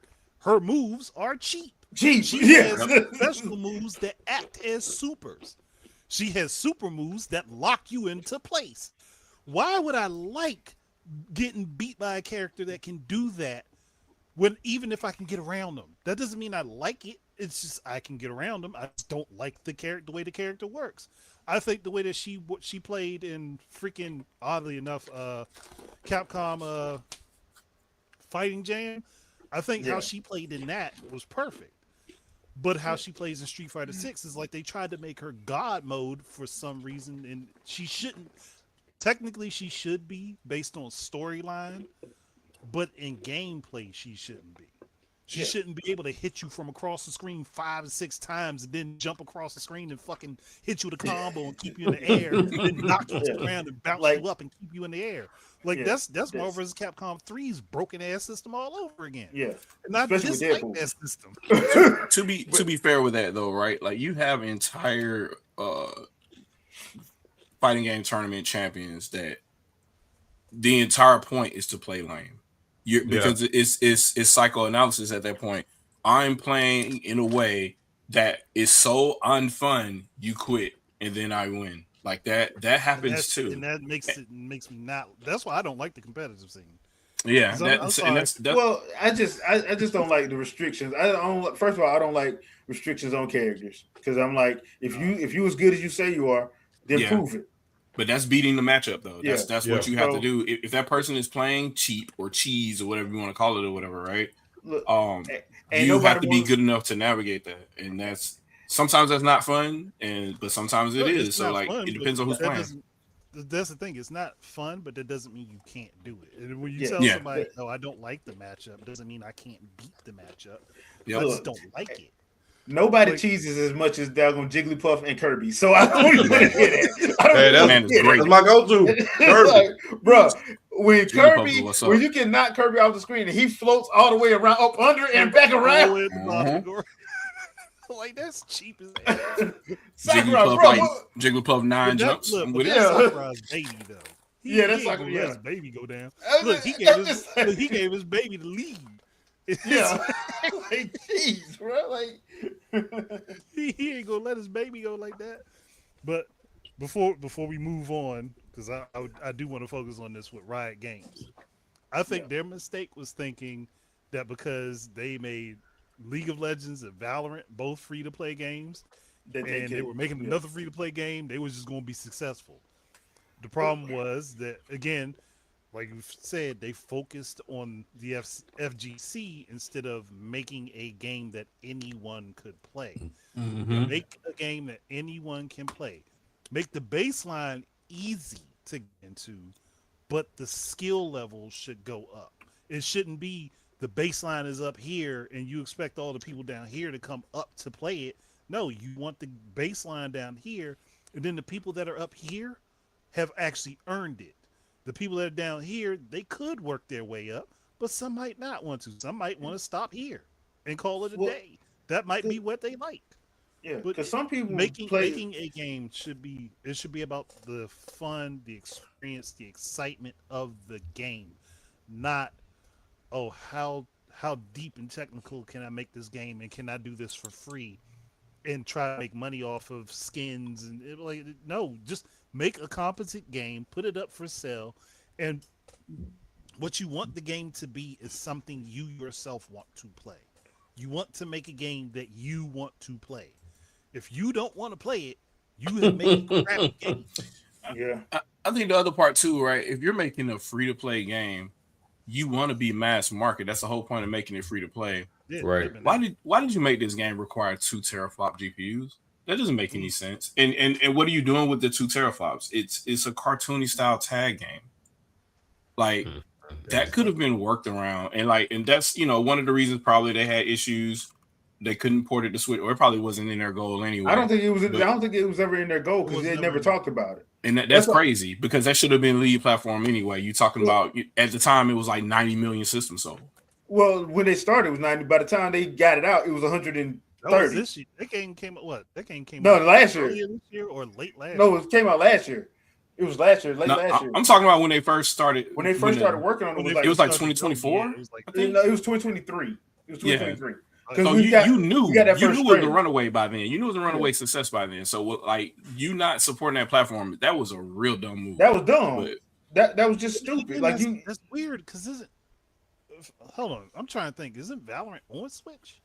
Valorant is. Yeah. You would think Valorant is on Switch. League of Legends is a game that you can play on basic PCs. And plus all the other spinoffs are on there.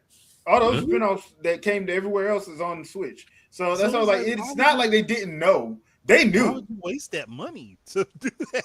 But then, Money. And now you're wondering why the studio had to let go half the team. I'm like, yeah, I wonder why. Y'all wasted money. Like I said, they should have made an actual game that you could buy. That way you could get some kind of money coming in. And two, you do not ignore 100+ million fan base. Because yes, you're not going to get everybody, but you'll get a good percentage. You segmented PC too, because this is a free to play game, and now basically every integrated GPU is incapable of running the game. So that's people that got laptops. Yeah, that's people that got mobile phones with the little controllers on it. That's people with tablets. Like nobody can play this game unless you're sitting in front of a monitor like a mongoloid. So like there's no way to share the popularity of this game. So like if you didn't have a discrete GPU, it just wasn't happening. So I just don't. It doesn't make any sense to me why they did that. If you're gonna make a mass market or you're gonna attempt to make a mass market free to play fighting game, you want everybody to be able to see that, especially if it's not a known franchise. Like it's not. There you go. Yeah. This ain't Killer Instinct. This ain't Street Fighter. It ain't. It ain't Smash Brothers. It ain't you're not getting that. What would have worked? Like you said, making sure they made a version of it that could work on lower end hardware. But instead of making it free to play, make it like a $30 fighting game. Yeah. You would have made. They would have made bank on that, and it could have been every.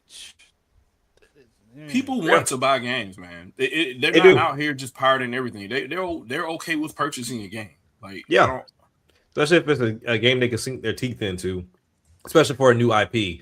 I mean, especially when you think about this as well. Like everything y'all say has been correct, but the one thing I thought about while y'all were talking, there's like two genres I can think of that are almost impossible to crack, and that's fighting games, and then also I think like racing games as well. Like you'll see people try to dive in them every now and again, but they're just almost impossible to crack.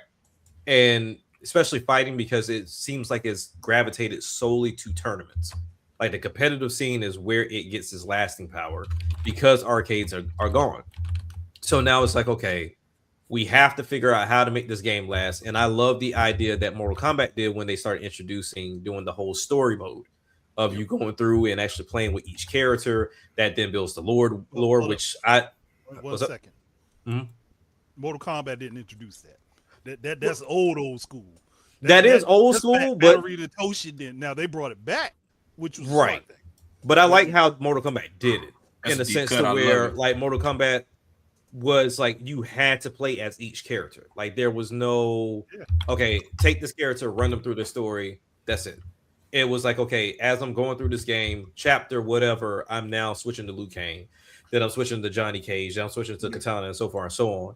So it made you play with each character, even if it was a character you didn't even think about.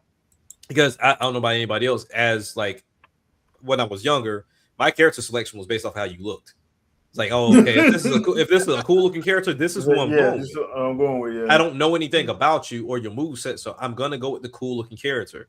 So what Mortal Kombat did was like, okay, you may not think this character looks cool, but you're gonna have to play as them anyway, and you might figure out some things. And on top of that, you might actually learn a combo or two to actually utilize this character if you ever decide to get in to a fight with somebody using this character. But when we talk about this game in particular, like you said, League of Legends is well known, but the characters themselves are not so much.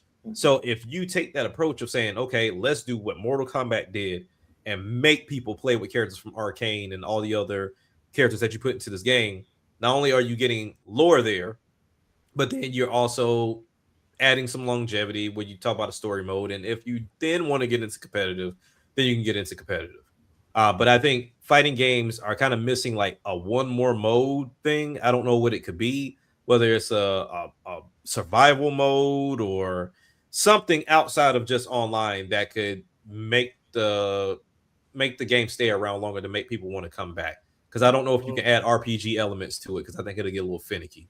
Well, that's what World Tour mode was in Street Fighter Alpha 3 originally. That's all it was. It was basically a fighting game RPG. And that's what they ended up turning around and doing with Street Fighter 6. So is it working right now? City of the Wolves is copying old school World Tour mode. So stuff Do you like feel like it's working though? mode, so stuff like survival mode, like a battle mode where you swap between multiple characters between rounds, stuff like that. That you like battle mode is something that hasn't happened since I think old Street Fighter 2 and freaking Fatal Fury back on 4th gen consoles. Right. But it's the problem with it coming down is focusing on FGC is that the companies aren't putting in enough stuff that's fun for people that aren't competitive players. You put more stuff in that's not for the non-competitive scene. The competitive scene is going to thrive anyway. Yeah, they're going to. For the non-competitive players, the people that might just want to play games solo. Maybe they just like fighting games, and they just want to play a fighting game.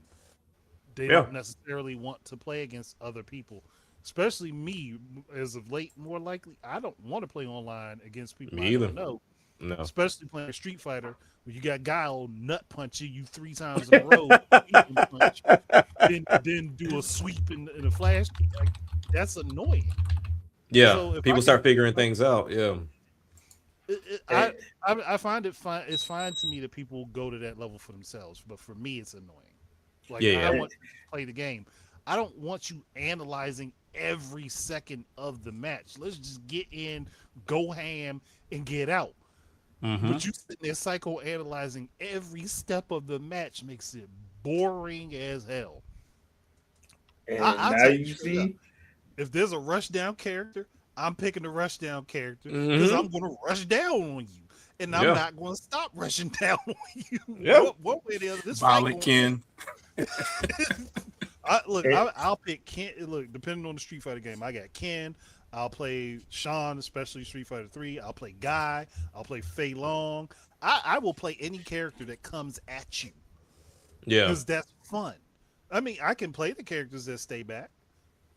I don't like doing that. That's why in King of Fighters, I like playing Kyo or Terry or that's my crew right there. Because you're coming I'm coming at you.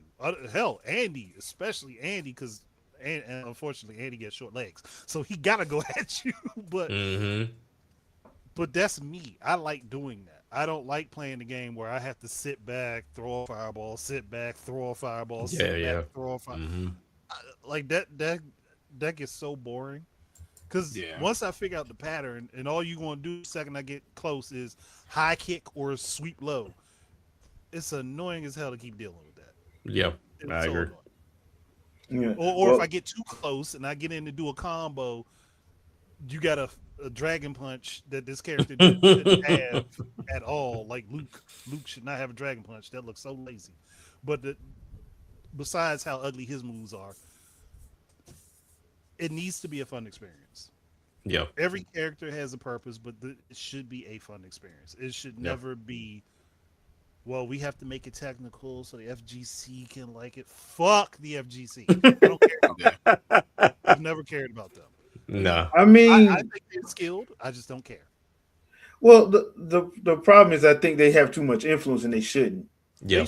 They just shouldn't have that much influence. They literally do not fund the games. They don't. Yeah, they don't. But you let certain people tell it. That's the only way games get popular. And I'm like, that's not true. That's not true. That is not true. So the Street Fighter 2 would have never been popular. Yeah. Yeah. So I'm like, I wouldn't have been popular. Smash would have been popular. And I will say this. This is like one of those few times they actually had me agreeing with Max.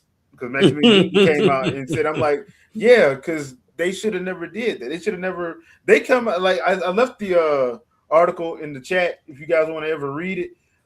They basically straight up say, "Oh yeah, we was trying to get the fighting game community." I'm like, bro, y'all. So this thing was destined to fail from the jump. From jump, yeah. Lowest common denominator.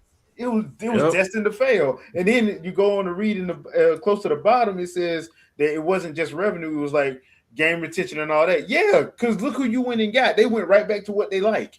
Now this is the key. This is the key L right here. Our approach was to tackle some of the issues that we knew the FGC struggled with by building more reliable netcode, making the rank grind less lonely, committing to more frequent game updates, and more like, how about just make the game fun?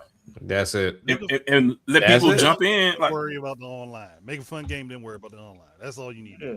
That's because really starting with the fun game solves majority of your problems. Yeah, Because it if does. anything falls flat, then the core game is still solid. Like I'm thinking about too with correct me if I'm wrong, but I think it's Soul Calibur 2, to where you do fight against different types of characters on certain modes, to where it's like, okay, yeah. this character may be 10 times stronger. So the moment you get Yep. popped, you're gonna lose a lot. But that adds So- challenge because it's like, okay, now I'm not just playing against the computer. I'm now having to play a lot of defense because I know if I get hit at least 3 times, that's a gone. wrap. Game Yeah. on. Yep. And Weapon master mode. yeah, Remember- weapon master mode. There you go. And that's what needs to come back, to be honest with you. I love stuff like that. And even though it was kind of with Tekken when they had the what is it called, where they're running around Tekken Force. yeah, Tekken Tekken Force. Force. Yeah. I Yeah. would love that to come back. That Yeah, was- Yeah. stuff it like could be, that. It could be grindy, but it's Just, fun. just make it a side scrolling Yeah. beat 'em up like Suspect Emissary. It would just work. Like Tekken 3's version was. Well, Tekken 3's version was kind of wasn't all the way. Look, they can improve. it. I'm just saying. Yes. The concept was The already concept's concept, there. the concept Yeah, the there. concept's there. I mean, but yeah, when you talk about the Soul Calibur, I think had it down pat. I think Soul Calibur was just before its time. But when we talk about adding more to it, unfortunately, a lot of developers are focusing more for the online crowd And- than they do single player crowd. And As that's been if it won't benefit. That's But that's been an issue since the 8th gen. So true. So remember the phrase we talked about last week? Like you got studios building games for journalists. Yeah. This is the same thing. Like why are you making a game to talk about netcode? That's straight YouTubers reviewer type foolishness. There's zero reason for that. That's the main reason you made the game. That was your approach to, like, we wanted to build a game that the fighting community would love to play. Like, make a fun game and the fighting game community will come along. Like, that's not, it doesn't work that way. That's not how the fighting game community was created. It wasn't created because somebody made a game for them. They made a good game and the people came. That's the thing, though. I would separate the fighting community from the fighting game community. Because fighting game I've always said that. community Yes. is tournament dudes. Fighting community is just people that like to play the games. So Fighting game community again has far too much power for Way too being much. the smallest portion of Now- the And at the end of the day, they're glorified advertisement anyway. They don't Yeah, true. exist to make a company make a company rich any more than they do to showcase the game. The game has to be good to showcase first, and it has to be fun to showcase so people will go buy it. And that's why Capcom spends money on Capcom Cup and funding Evo and stuff like that, because it's effectively free advertising for them. So they'll pay a little bit more money if it means that's less money they got to spend on a commercial. So it's not they build the game for that. It's, hey, we made this game. Let's support the FGC to help us advertise it. It's not. Yeah. It doesn't go the other way around. They make the game first. So it's just weird. It's okay with taking input. That's cool, but you have to understand that you're taking input from collectively a group of people that don't code. They just play the game. that's it. Also a group of people that don't play the game to have fun. They don't play That it to too. enjoy it. Mhm. They play it specifically to attempt to win. Win. Yeah. So now, It's a different mentality. so we talked about this before with the first person shooters. Do y'all think it would be beneficial for fighters to do the same thing in the sense to where they split the single player and the multiplayer to where you can download either or? So that way, if they want to Fighting games focus not on multiplayer to do that, They're And kind of then- already doing that. Street Fighter already did The that. problem, Yeah, the problem that's is true. that they do that too much. With fighting games, you don't really need to split it. You just Mhm. need to make each mode feel robust enough for somebody to want to play it.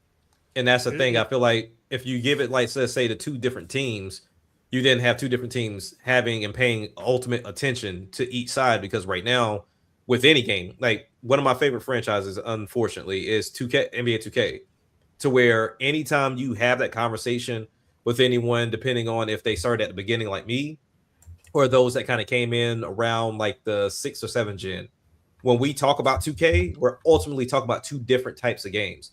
they're usually talking about my team, online, all the other stuff. I'm talking about from a single player standpoint. I'm talking about the mechanics and everything that comes along with the game, how plays are ran, how the AI works, the whole 9 yards. We're talking about two totally different games because there's one that are primarily online and then those of us that are primarily single player. Man, you got people that didn't play NBA 2K before 2K14. So they don't even know what pre-online I got next. They don't even know what that looks like. Yeah. Well, okay.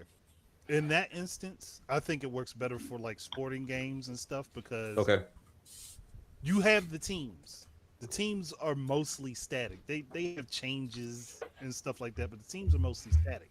You could basically take an engine and make one game for that engine for multiplayer and put it out, and then make individual games for the single player experience. Yeah, the only reason that's different for fighting games is because the engine has to work the same across the board in every mode. True. Yeah, and if it works any different, say online, your character's a little bit more floaty than if you play single player at home. That is going to cause inconsistency in the way that people will not purchase it.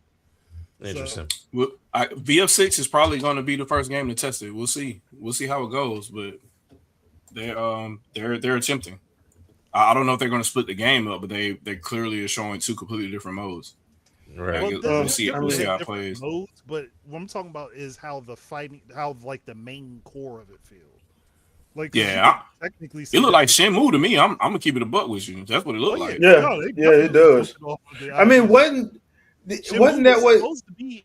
Shenmue when it originally came out was supposed to be part of the Virtual Fighter series anyway. That's what I'm saying. Didn't you Suzuki say that? Because that's why it was supposed to have been like 5 or 6. No, it was supposed to be 16 chapters. It wasn't supposed to be. It was supposed to be 16 chapters, but it was supposed to end up in Virtual Fighter. He was supposed to be a fighter. That was his story. Basically him getting to that point. You were playing his story until he ended up in the tournaments. Yeah. Because like I think one of them was supposed to have either Jackie or Akira was supposed to show up towards the end of the. Well, I think 2 was supposed to have Jackie in it. I think 2 was supposed to have Jackie and Akira. There were rumors about both of them. About both of them, because that's what I was like. I remember that because I remember when they did the original interview with Suzuki, and he said it was supposed to be like 16 chapters. I'm like, bro, what? What? When you even played Shenmue, the original Shenmue, you get some of the Virtual Fighter characters' moves. Yeah, you do. Right. Yep.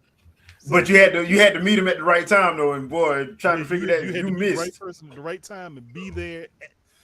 Because if you missed, that's it. Yeah, you either had to go back to that original save point, or you better not save. If you, because there's a couple of them I had to start the game over because I missed it. Yeah, and I started the game over because I missed it. And they made it so ridiculously hard to get every move in that game, but you could do it because there was certain people like you couldn't get a move of theirs until you met them on a certain day. It had to be raining and it had to be in the schoolyard. Like, bro, like you had to meet them again. Like, what the? Like, why are you making this so complicated? The game was very specific. World, but gosh, that is complicated. And then some of them you only had to meet them in the afternoon when they were doing Tai Chi. Yep. Or like you got that double kick move from the dude that ran. What was the hot dog stand? The hot dog stand. Yeah, hot dog stand guy. Yep. Yeah, that move saved me so many times in that game. That one, and meeting the old guy in the park to learn pit blow. Yeah. Mm-hmm. I remember pit blow because I was like, that was, when you did that last fight in the warehouse, I was pit blowing everybody because it knocked a bunch of people away. Yeah, especially when you surrounded. You surrounded. You good. You ain't got what's his name back you up. Mm-hmm. You play that by yourself. I would, especially when the group would jump you. I'd do that, run away, so my health come back and then run back. Run back in. Man, Sega used to have it. Man, we could probably do a whole podcast on Sega, but Sega had a squad of like a team Dreamcast of like so many games that Dreamcast still has games that have not been put anywhere else. Nope. Yeah. And that's why I was like, hey yo, Nintendo, I'm paying for this NSO with GameCube. You gonna throw that Dreamcast on there? Dreamcast. People still asking for Saturn. Yeah. Look, give me GameCube. not GameCube. Give me Game Gear, give me Saturn, and give me Dreamcast. I'ma shut up. Yeah. Sega act like they don't even want to acknowledge Dreamcast half the time. Well, that's It's almost like they're because ashamed of it. well, I don't think they're ashamed of it. They just ashamed of the freaking leadership at the time. I mean, Yeah. that's passe. Like, just you let that go. Like, Yeah, let it go. Yeah. let it go. I think this I don't know for sure. This is just my head canon on this, but I think it's because Bernie Stoller rushed the Sega Saturn to an early death and True. then Yeah. rushed the Dreamcast out, Yeah. and that caused a bad mark on him. Because people, and we used to talk, people love the Dreamcast, when people hate the Saturn, but the Saturn sold more than the Dreamcast. Right. Yeah. Like, because I didn't get the Saturn, I got the Dreamcast, and I was very happy with my purchase. I was mad when it went away because I was like, bruh, But they like weren't making no why? money. I like it had the better football franchise, 2K, because Very Vicarious Visions, Basketball, all of it. when Hockey. Vicarious Visions had 2K, like, bruh, Madden who? That's all we was Look, playing in the dorm. reason- was Virtual 2K. tennis was on point. Yes, And it still is to this day. Yeah. It is. The main reason, though, that Sega the Dreamcast wasn't successful, I think at the time it cost them about $300 to make one, and they were selling them for $199. Yeah. Yeah. And on top of that, it didn't help that you could easily pirate them games. Yeah. Windows Too CE easy. made it too easy. Yeah. Yeah. So it was that, yeah. So, but I will say this still had the best version of Code Veronica. Oh yeah, definitely. Yes. Yep. Definitely. Dreamcast had a lot. Best People version of don't Code understand Veronica, best version of Grandia 2, best version of when you people don't get it, but when the Dreamcast had a game that also ended up on PS2, even though the PS2 was the better hardware, where most of the time the game was better on Dreamcast. Yeah. Headhunter, for example, Headhunter, which never came out over here, it came out in Europe and Japan. Headhunter on Dreamcast feels way better than it does on PS2. I Because know it wasn't designed for PS2. I know Grandia 2 felt better. I know Dead or Alive too. Dead or Alive. Especially. What's the Marvel vs. Capcom 2 felt better? Oh, 100%. Yeah. That was On Marvel's Dreamcast? Capcom 2 was made on the Naomi boards, which was basically the Yeah. Dreamcast. Specifically Dreamcast. Yeah. So I was like, yeah, there was a bunch of games that Dreamcast had that were just better there. I like the only version I will say, the only version of a game that was better that wasn't on was the battle mode for Sonic Adventure 2. Sonic Adventure 2 battle on GameCube. GameCube was better. Yeah. Yeah, they came GameCube was afterwards. better. Yeah. Yeah. Actually, no, that was DLC for the Dreamcast version.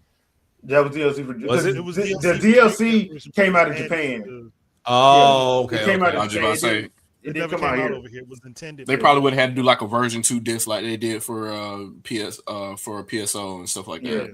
Yeah. That's why it just ended up on GameCube when they Yeah. did it with Sonic Adventure 2 Battle. Because I remember it did 'Cause- have the setup for the network link, but it never. Now, I never played Skies of Arcadia on GameCube. I I played did. it on I Dreamcast, did. but I did both. I know Me some too. people say it still played better on Dreamcast, so I can't confirm or deny that. I prefer GameCube. Per yeah. GameCube, okay. Yeah. It's like a wash to me. Like a lot of people will prefer one or the other because of controls and stuff like that. But to me, they effectively look the same. Same. Gotcha. Okay. And the load times, depending on what part of the game, sometimes the Dreamcast load faster, sometimes the GameCube did, depending on what part of the game you're in. Now that's And then you one had extra game. content too, and GameCube had extra content. That's one game I hope they can throw on NSO. Somebody got to do Arcadia something Legends. with it because they need keep to. flirting with it, putting it in Well, Sonic Racers and all this stuff. Well, Like, the other thing too is they keep re-upping the thing. Yeah. So I'm like, it's just like Nintendo with Eternal Darkness. What y'all doing? Yeah, Doing hold something on or are we to it. not? You're like, doing something or are we not doing But something? to be straight mark. fair- Yeah. But to be fair, they kept doing the same thing with Metroid Dread until they finally released it. finally did Yeah. something with it. Mhm. Yeah. Never. Yeah. Look, Sega could have a pretty nasty run right now because what Shinobi did great. I feel like Oh, yeah, Shinobi it was did. a great They game. did. Crazy Taxi looks to be the next one up. So we have to see what it's going to do there. I'm just Streets glad of it's not a Rage. live service anymore. I'm just Me glad too. it's not live. Streets of service. Rage was amazing. So now they got this new Streets of Rage that's going to be out, which looks like a 3D situation. If they can, the games they showed us, the Jet Set Radios, if they can knock those out the park and then say, hey, look, we got a second round, and that's Skies of Arcadia and Panzer Dragoon and Knights and all and Sonic again. That's right. The Panzer Dragoon Zooey demo is out. Yeah, the remake. Yep. So they had like that's the thing. Like as much as people joke, and even though they messed it up pretty bad in the 2000s and the 90s, Sega is the liable candidate I would ever raise my hand to come back into this generation or coming back into console gaming. I think they can make money if they had good leadership. Like I'm not looking for a Google, an Apple, anybody. Like I'm looking, and if Sega came right now and said, "Hey, we're doing a Kickstarter for whatever they want to call it," I'm in. Yeah, I'm donating immediately. No more trillion-dollar companies. We good over here. Yeah, we good. The main problem is they don't have an idea to focus around for it. If they had an idea to focus around for it, I think they would do it. I personally think if they had an idea that was viable and somebody could give them something that they could work with, I wholeheartedly believe they would do it. Yeah, I mean, especially if they can undercut the competition. Yeah, and to me, I'm yanking back my IP. Sorry. Oh yeah. Persona, all that stuff is coming back. Yeah, it's coming back because it's ours anyway. Probably wouldn't be able to do that with would be Bayonetta. Yeah. True. Yeah.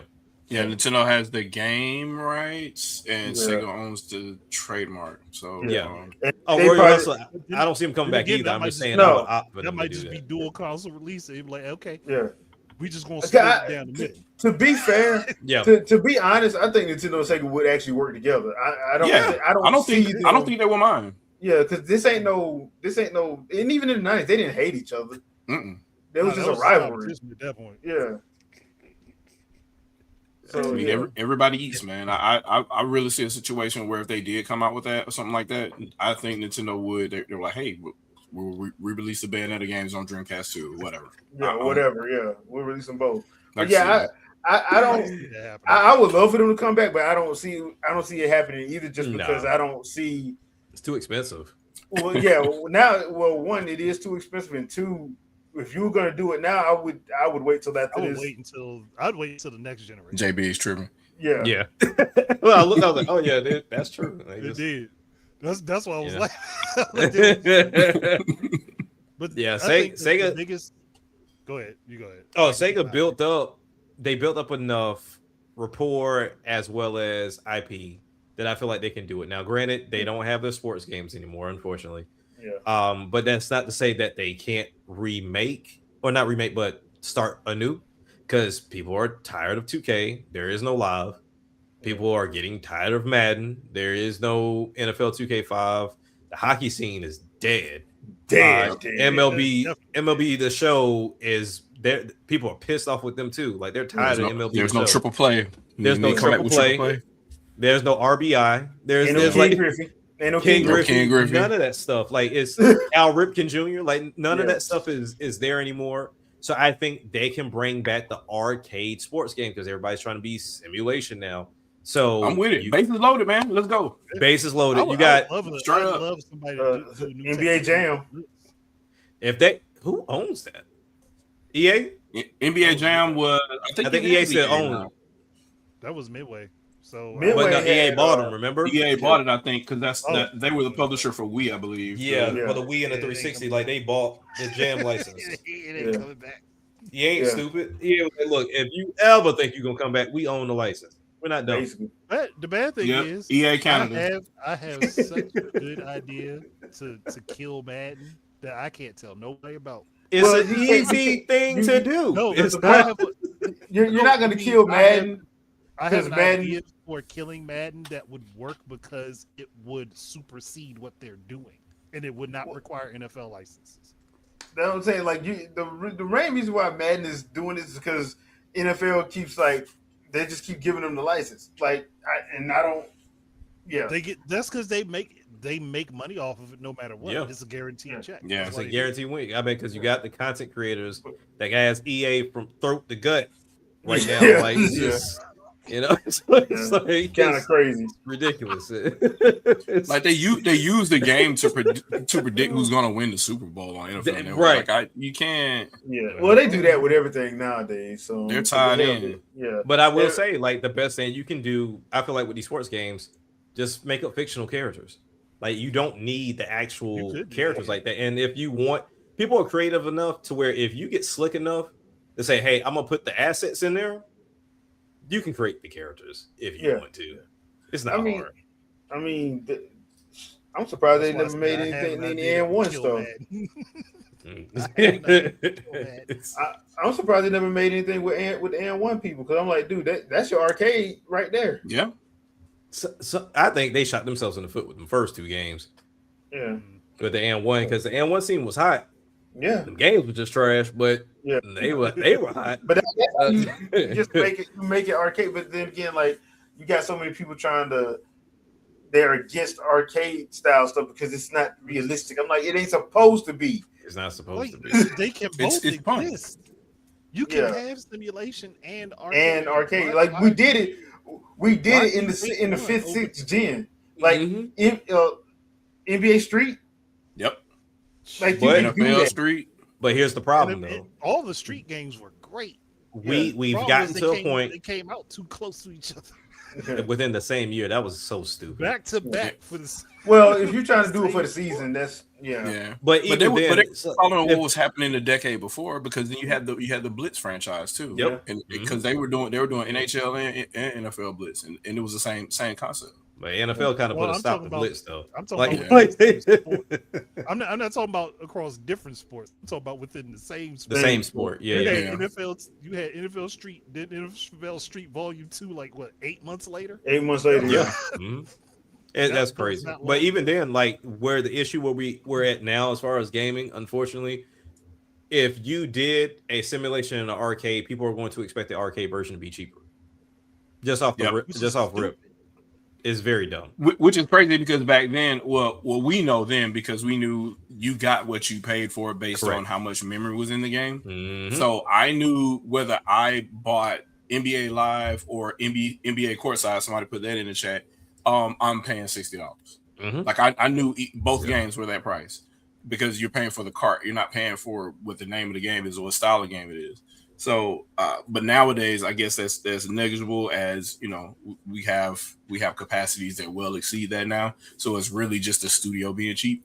Well, I'm sorry, the publisher being cheap. So it's just really, at this point, yeah, you can do. At least Nintendo's doing that. They're kind of gauging and seeing. And I don't think it's just the fact that it's arcade based. It's just based on how much they could get away with. Because if like, so they did Star Fox, right? Star Fox was $50 or whatever, or $60, depending on what outlet you go to or whatever, right? If they made that same type of game, like it was a corridor shooter, but it was Mario characters in it, please believe that bitch is 70. Oh yeah, please believe, for sure. For sure, because they know they know the IP, the value, so they're gonna. I mean, but that's business. Yeah, that's business, and that's one of the things. A Mario corridor shooter using them guns from Mario Rabbids. Mario Rabbids. Yeah. I got to finish that game. I bought all of them for like $8 the other day. Like, dude. Like, Sparks of Hope is good. It's really good. Ubisoft, now that it runs great on Switch too, as well. Ubisoft with them crackhead deals, boy. Ubisoft don't be caring. Boy, they'll put the whole game out for $9. They'll pay you to play it. I'm like, all right, man.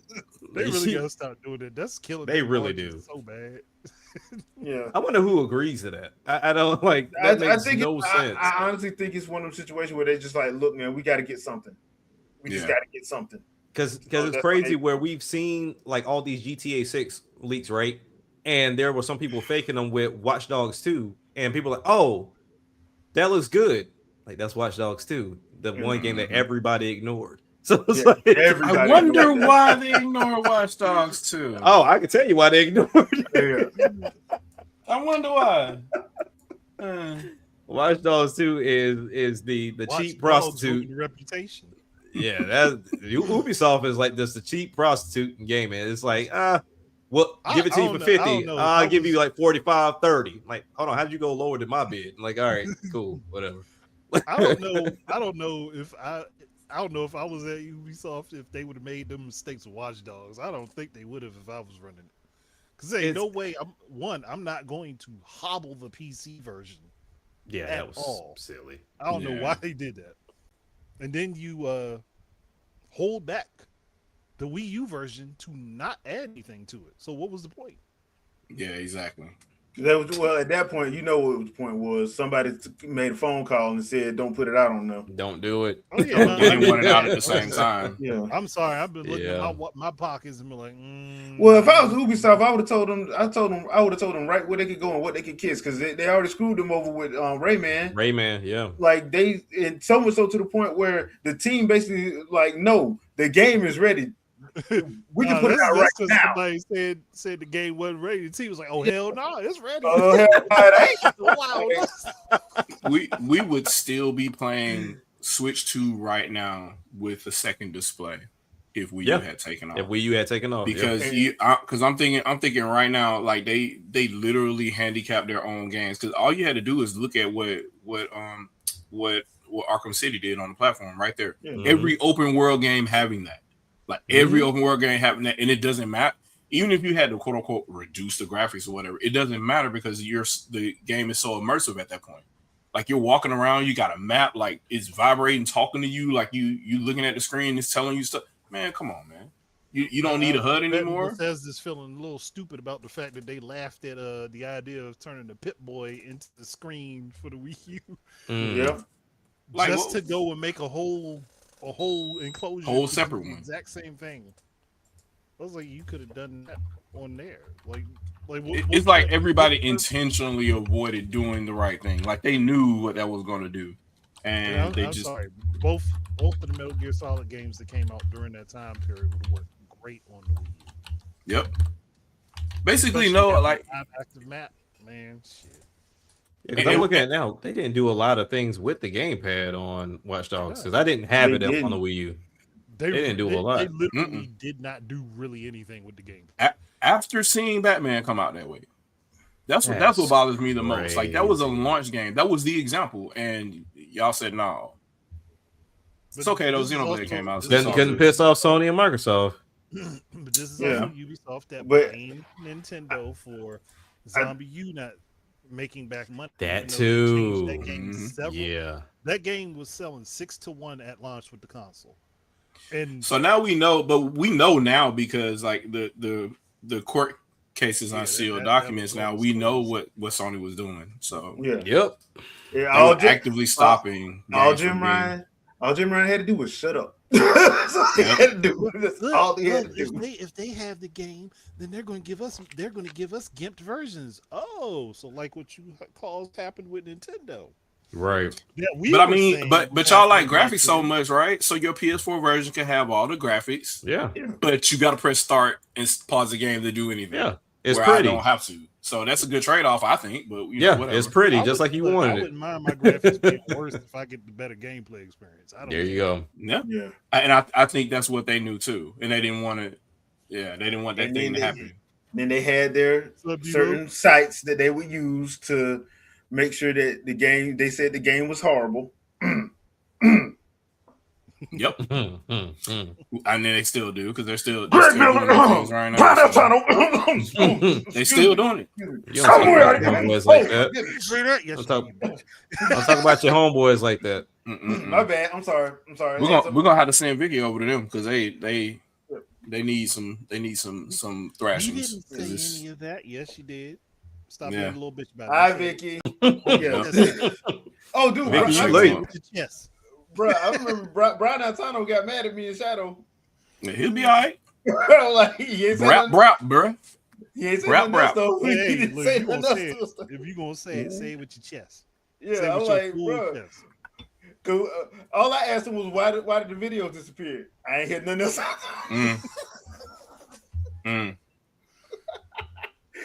After that, I ain't hear nothing else. I'm like, well, all right, you saying you ain't say this, but why the video disappeared? Erase the proof. Like literally, like straight up going. When you got to follow up and go to Wayback Machine and delete that too, that's crazy. And delete like a year and a half of videos. It's crazy work. Like I still didn't get all of them. For people that don't know, go to IGN and look for any articles from 2012, late 2012 to about mid 2013, you'll notice quite a bit of them are gone. Yep. And there's a couple videos on YouTube that they don't have them on. But you do know the other thing that would have happened if the Wii U was successful? Both Microsoft and Sony, following generation, would have had a console that would have allowed you to use 2 displays. Yeah. Because they were gonna do the same thing. They were gonna do either you use a phone or something to mimic the. They had already planned. They already planned just in case. Yeah, because Microsoft already had smart glass. They had smart glass. I'm still pissed off about that. That's the one example that would have made me play Madden. Is to have the ability to do smart glass was used more on the NFL field than it was the game. Yeah, which is wild. Which is funny. Oh snap! We had 2 hours, man. I gotta go to bed. All right, peeps. I'm glad y'all enjoyed the show tonight. We do have Gamescom starting actually tomorrow. Limited run games will be doing something tomorrow afternoon with He-Man. I hope they give us a release date because that's one of the side scrolls I was waiting on. So they came out in April. Release date. They're gonna give you a release date. You still ain't gonna get the game until 4 months later. Yeah, but yeah. Either way, but they're supposed to be doing something tomorrow. But the opening night live is Tuesday. It's Tuesday 2 p.m. Eastern Standard Time, which is gonna be like because they're in Germany, so it's gonna be like 7 o'clock in the evening there. Yeah, so we're gonna be a little late, but I will try to get back as fast as I can to start it up. So we will probably be a little bit late. Opening afternoon live. Yeah, opening afternoon live. Yeah, so we will be here Tuesday for that. So just so you know, but yeah. That's going to be at 2 p.m. Eastern Standard Time. So we will try to be as on time as possible, I guess, as we can be. It'd be all right. Yeah. I'm just warning everybody, if Todd Howard shows up, there's more than likely going to be an obligatory comment from me about drop kicking him off of a stage. As always. That's what that some grace. Yeah. And if we see Kojima, we probably all going to barf in our throats a little bit. But so Jack, anything you want to pimp out? Not really. I did get a chance to record some footage of the gameplay I was talking about on my Quest 3. It was of my son playing God of War 3 on the PlayStation 3. So it looked pretty cool. It was something that, like, when I got it set up, he's like, I don't know if I want to do it. It seems like a lot. I was like, I'll get it all set up. Like, we'll be good to go. Got him set up, put it in there, and he was like, kept looking at his phone. I was like, what are you looking at? He's like, oh, I'm trying to watch Bleach. The new episode just came out. And so I was like, Bleach. I said, you're in the Quest. I said, just throw Hulu up right there on the left side. He's like, I could do that.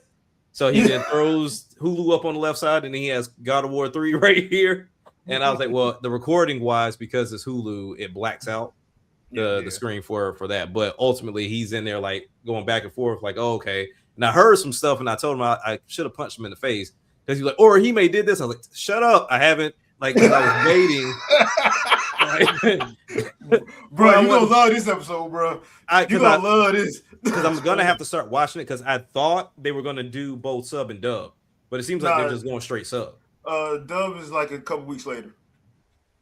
All right. Well, so I guess they're not doing it. They're not doing it time and time. So all I'm gonna say is this: the Orihime Slender stops after this week. So I just went past a thumbnail that was like the Orihime Slender stops. I'm like, dude, all right. You got to give Kubo props for that. So yeah, but yeah, they because I've been trying to watch it, but like the little one was up, and then like the first episode I was watching, I was like, okay, it's just cheeks on the screen off rip. So I'm like, all right, cool. I was like, turn it off. I'm like, all right. I was like, y'all just really anime. Oh yeah, the Yoroichi yeah, I forgot about it. Yeah, dude, that's immediately. I'm like, come on, like, can we not wait? Like, goodness. Don't feel bad. I'm sitting here trying to watch a Kill la Kill with my granddaughter, and I'm like, it's tough, my boy. It's tough. Yeah, but other than that, man, nothing. And then Vicky, look, I'm gonna surprise you one of these days. We're gonna do a cold stream, and you're gonna sit there and you're gonna watch. You're gonna watch the fear and the tears run down my face, and then I'm gonna blame you for the therapy that I'm gonna have to have afterwards. So get your. He's saying get your wallet ready. Thank you, because I'm not going to anybody cheap just because I can. I'm going to somebody that costs, and I'm gonna make you pay for it. Blurred mental health matters. There you go. Because I watched that crap you was playing. I don't know what it was, what seances and stuff. No. I am a godly man, ma'am. I am not doing. I think I added one of them to my wish list. It was something about that, like they were burning something in the middle of the woods. I saw that game. I was like, oh, okay, well, I'll try it. Why not? That's why I told Sandstorm when he was like, oh, I like the game Cult of the Lamb. I was like, nah, I tried it. And like when I first started playing it, I was like, oh, this is a cool game. Then I started getting deeper into it. I'm like, whoa, wait a minute. I was like, oop, deleting this. Dark Void, I am not. I'm not picking up Metal Gear Solid 4. That's one series I could not get into. I cannot get into Metal Gear Solid. I've tried. Yeah, it's an acquired taste. It's something you got to kind of really stealth has just never been my thing. I mean, I like playing with Solid Snake and Subspace Emissary though. What'd you say, Andre? Let's say, have you played Thief? Tried. I don't like the first person aspect of it. If you ain't getting into it with Thief, you ain't going. Because if you ain't getting into it with Thief or Dishonored, Splinter Cell made it easier. What the issue? I think the issues with Thief and Dishonor was the first person. I'm not a big fan of first person. If you haven't played Splinter Cell, you should try that. Then Splinter Cell. Did I play Splinter Cell? Splinter Cell would be easier. I think I played Splinter Cell, but this was years ago. Like I didn't try the 360 version. No, you should play it on the Wii U. No, if you're gonna get Splinter Cell, I would tell you to get the one for the Wii U. Yeah, because the one for the Wii U. Which one was that? Chaos Theory or which one was that? Chaos Theory was on the Wii. Yeah, Chaos Theory was on GameCube and the Wii U one was what was the Wii U one? I'll look it up real Splinter quick. Cell, something I forgot. Blacklist. Yeah, Blacklist. Okay, I'll go get that now. They also had the Connect features on 360, but Wii U had the drone thing. Yeah, that's why you get the I'm looking at it now. The Wii U gamepad advantages. Yeah, bro. Yeah, okay. It was made for the gamepad. So, which many things should have been, but hey, Hey, look. As I said before, my video series is now very much viable because people are going back, taking these decomp games. And adding that stuff. Getting them to the Wii U and 3DS. Yeah. So I created evergreen content 6 years ago. I'm to the point. Like, do virtual console like that. Like, I would play Simon's Quest with a perpetual map. You know what I mean? Now, like, you know what? Yeah. I'm gonna be honest with y'all. After hearing all this, the BS that people were saying about the virtual console when the virtual console was live, talking about how they wanted a subscription service, y'all don't deserve to have it back. Yeah, where they at? Where they at now? Deserve to have it back. Because I want that subscription service the way I like. We tried to. I remember GAL was trying to tell y'all stop saying that because that's not what you want. Yep. Y'all fanboys. Y'all, all right. No, we said. As soon as I got subscription service, he said what we want, what we. I remember distinctly during one of our podcasts, and I said, "You do not want just a subscription model. You want to say this. I want to be able to purchase them separately, but I would like to have the subscription to be able to just pay for that. That way." And what did they call you? And what did they call you? You don't know. Straight up. You're a fanboy. You don't know what you're talking about. Shut up. Okay. Well, and that's why anybody that be complaining about it, I'm like, no, I'm glad they don't do it. What was that dude? Was that RX something? That one RX something, try to be a dickhead. Internet can go out right now. I can turn on my Wii U, all them games on there. Yep. Every last one of them. That was it. I'm like, y'all checks. Well, and on the flip side of that, I will say this. I understand why Nintendo stopped doing it because people weren't buying them games like they claimed to be doing. Yep. So, they did the right thing once again, they made a business decision. I love when people try to act like if a company make a business decision, it's automatically anti-consumer. They made a business decision and they went off what their numbers said. Their numbers said y'all wasn't buying it. So guess what? You get the subscription service. You said you want it. Because how do you even price it? Because people are not going to be happy either way. Like, oh, you're Either way. charging $10 for a 30-year-old Yeah. game. You Yeah. charging $5 Sounds just for like US games? but you have no problem paying $250 for a perfect dark in a box. Not even in good condition, mind you, just in a box. So different strokes for different folks. Yeah, but all right, Andre, anything you want to pimp out? Nah, not yet. Whatever happens, happens. Gotcha. If he dies, he dies. Off this week, so let's just say it's gonna happen. Gotcha. All right, Shadow. What about you? Anything you want to pimp out? Yeah, my computer died that I was editing on, so it's working on some magic right now as I monitor the network. And when I'm done with it, I'll finish editing and put it up. So it's been a week. It'll be up. All right. The only thing I got is, like I said earlier, I do have a live stream of the Trails in the Sky demo, second chapter, the first hour and 50 minutes, because the first hour was nothing but talking. I just hit that skip all button, brother. I couldn't do it. Yeah, so I was live streaming. So okay. I also played like 45 minutes of the got 45 minutes of gameplay from the Dust Fade demo. I'll be putting up either Tuesday or Wednesday, so that'll be up on the channel. So check those out when they go, when you have a chance. And don't forget, we will be live reactioning on Tuesday as close to 2 as we can get. But we'll be live. The link will be in Discord and on Twitter and Facebook. So, and Blue Sky if you have that. So I'll put the links there as normal, so you guys will be able to see them. So that must be doing good if it's still around. What, Blue Sky? Yeah. Yeah, it is. I haven't even been over there. I've been over there a lot. It's basically, you got to Twitter out with the jank. Grain of salt is basically just Twitter. Yeah, but it works for me. So yeah, a lot less drama. A lot less drama. So all right, people. I don't know what community, but yeah. All right, people. We will see you guys on Tuesday. Peace out.